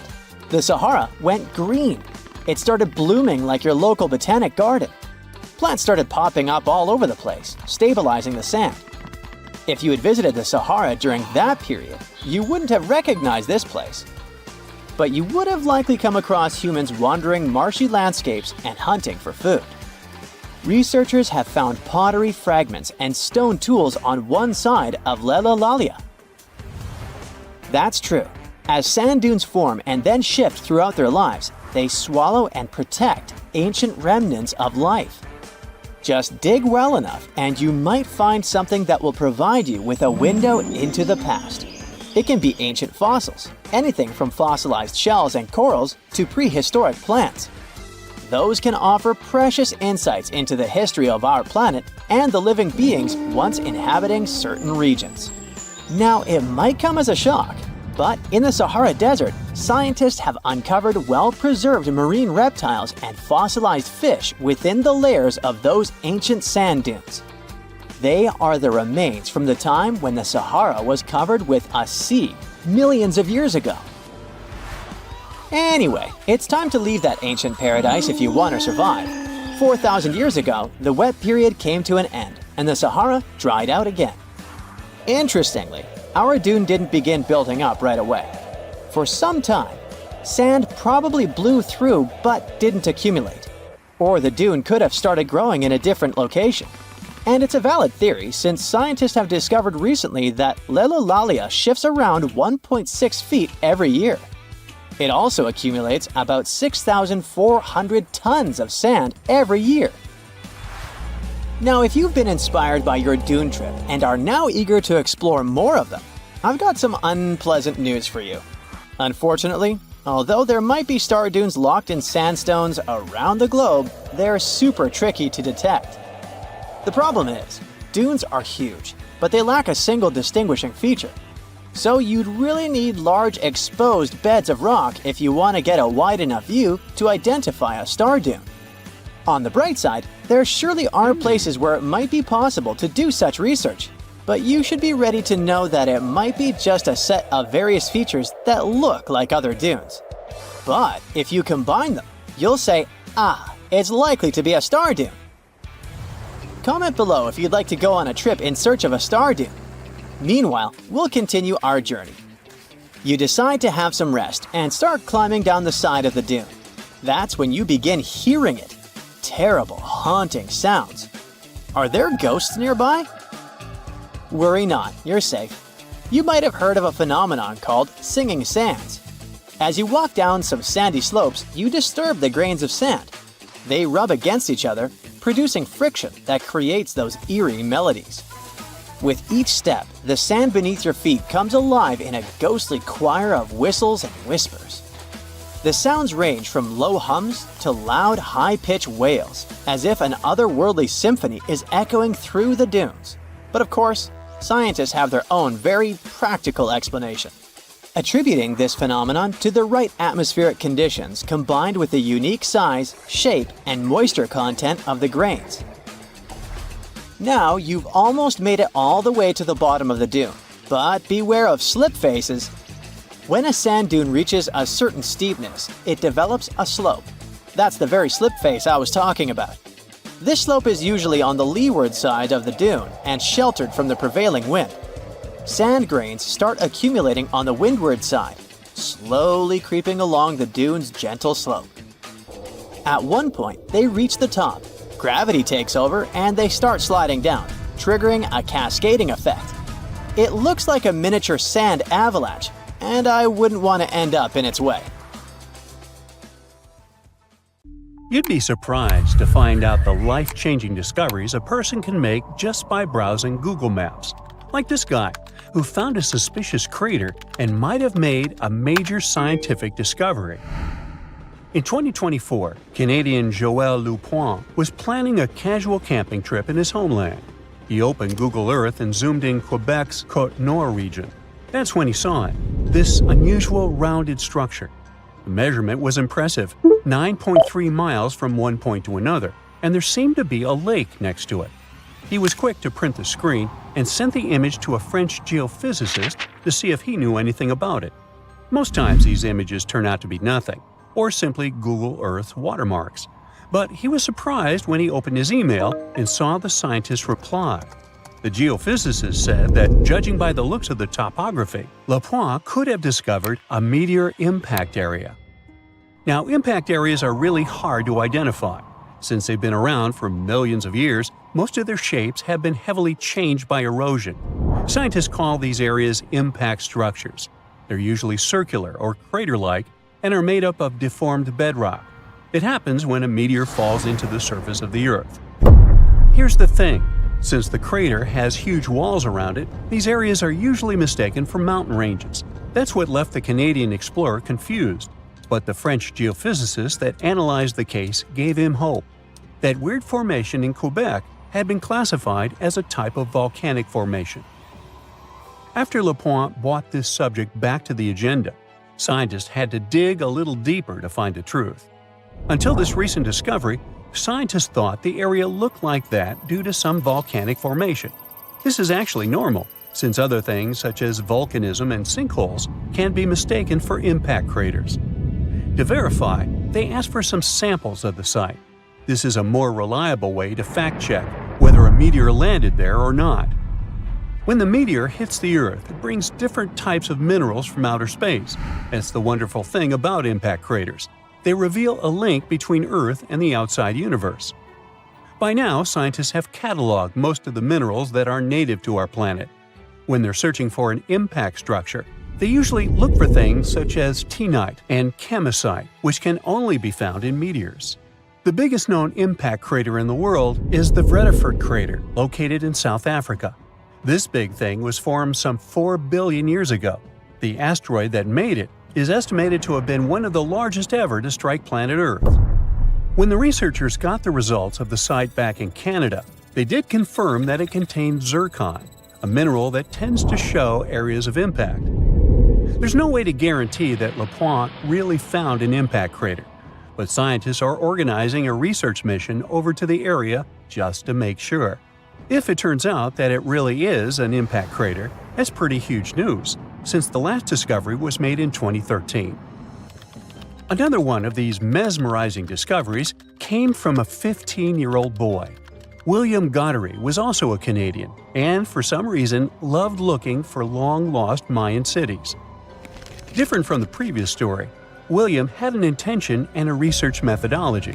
He had studied many books on Mayan civilizations. He believed that Mayans built their cities in relation to the stars in the sky.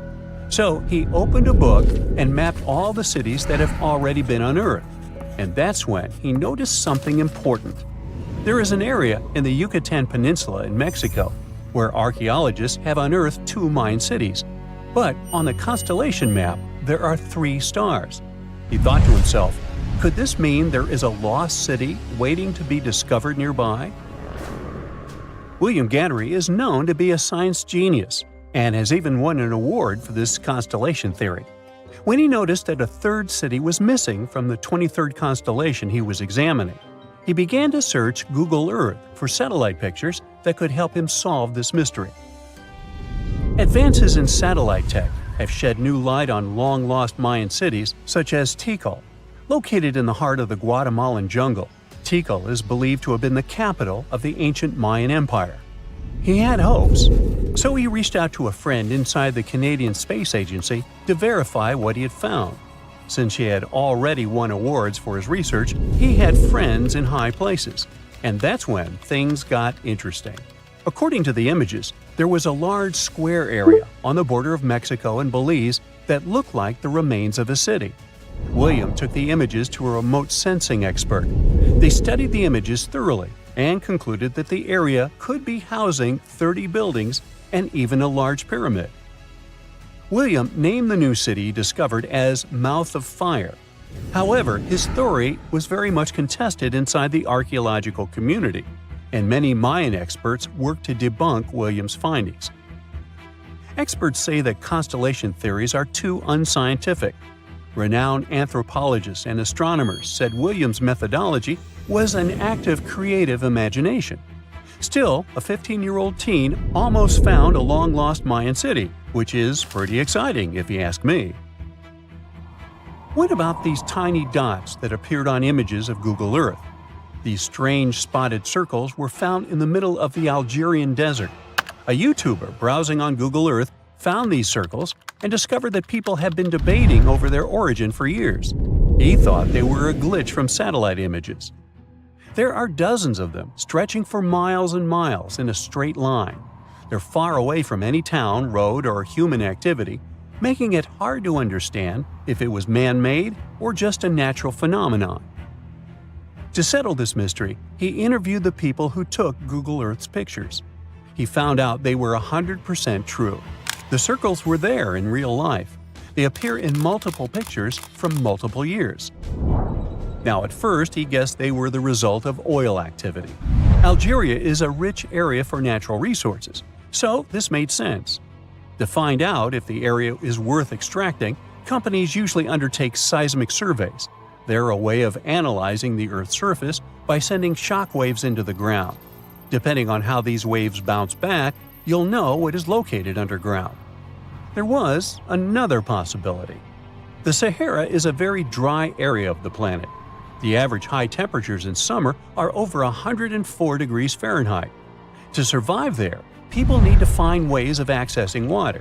So his second guess was that the circles were kind of ruin or leftover from ancient water wells. But when he talked to an expert, he found out they weren't ancient water wells. You can see some of these traditional constructions in other cities on Google Earth, and they look really different from the mysterious circles. He decided to travel over to Algeria to find out the truth. He drove 99 miles into the heart of the desert, and when he gets there, he sees it. A huge crater dug on the sand, surrounded by 12 smaller holes. It kind of looked like the ancestor of a modern clock. There, he found something he couldn't spot on Google Earth: thin metal wires. When the curious YouTuber and his teams started to dig in the sand, they found old dynamite and some sardine cans. Apparently, they were hiding the truth. The Sahara Circles, as they were famously called, were not the historical leftovers of seismic surveying. Back at the time when these circles were made, this technology didn't even exist, but they were sure related to oil exploration. The dynamite holes were an ancient method of oil searching, and the sardine cans? Well, they were left by the workers who were exploring the region.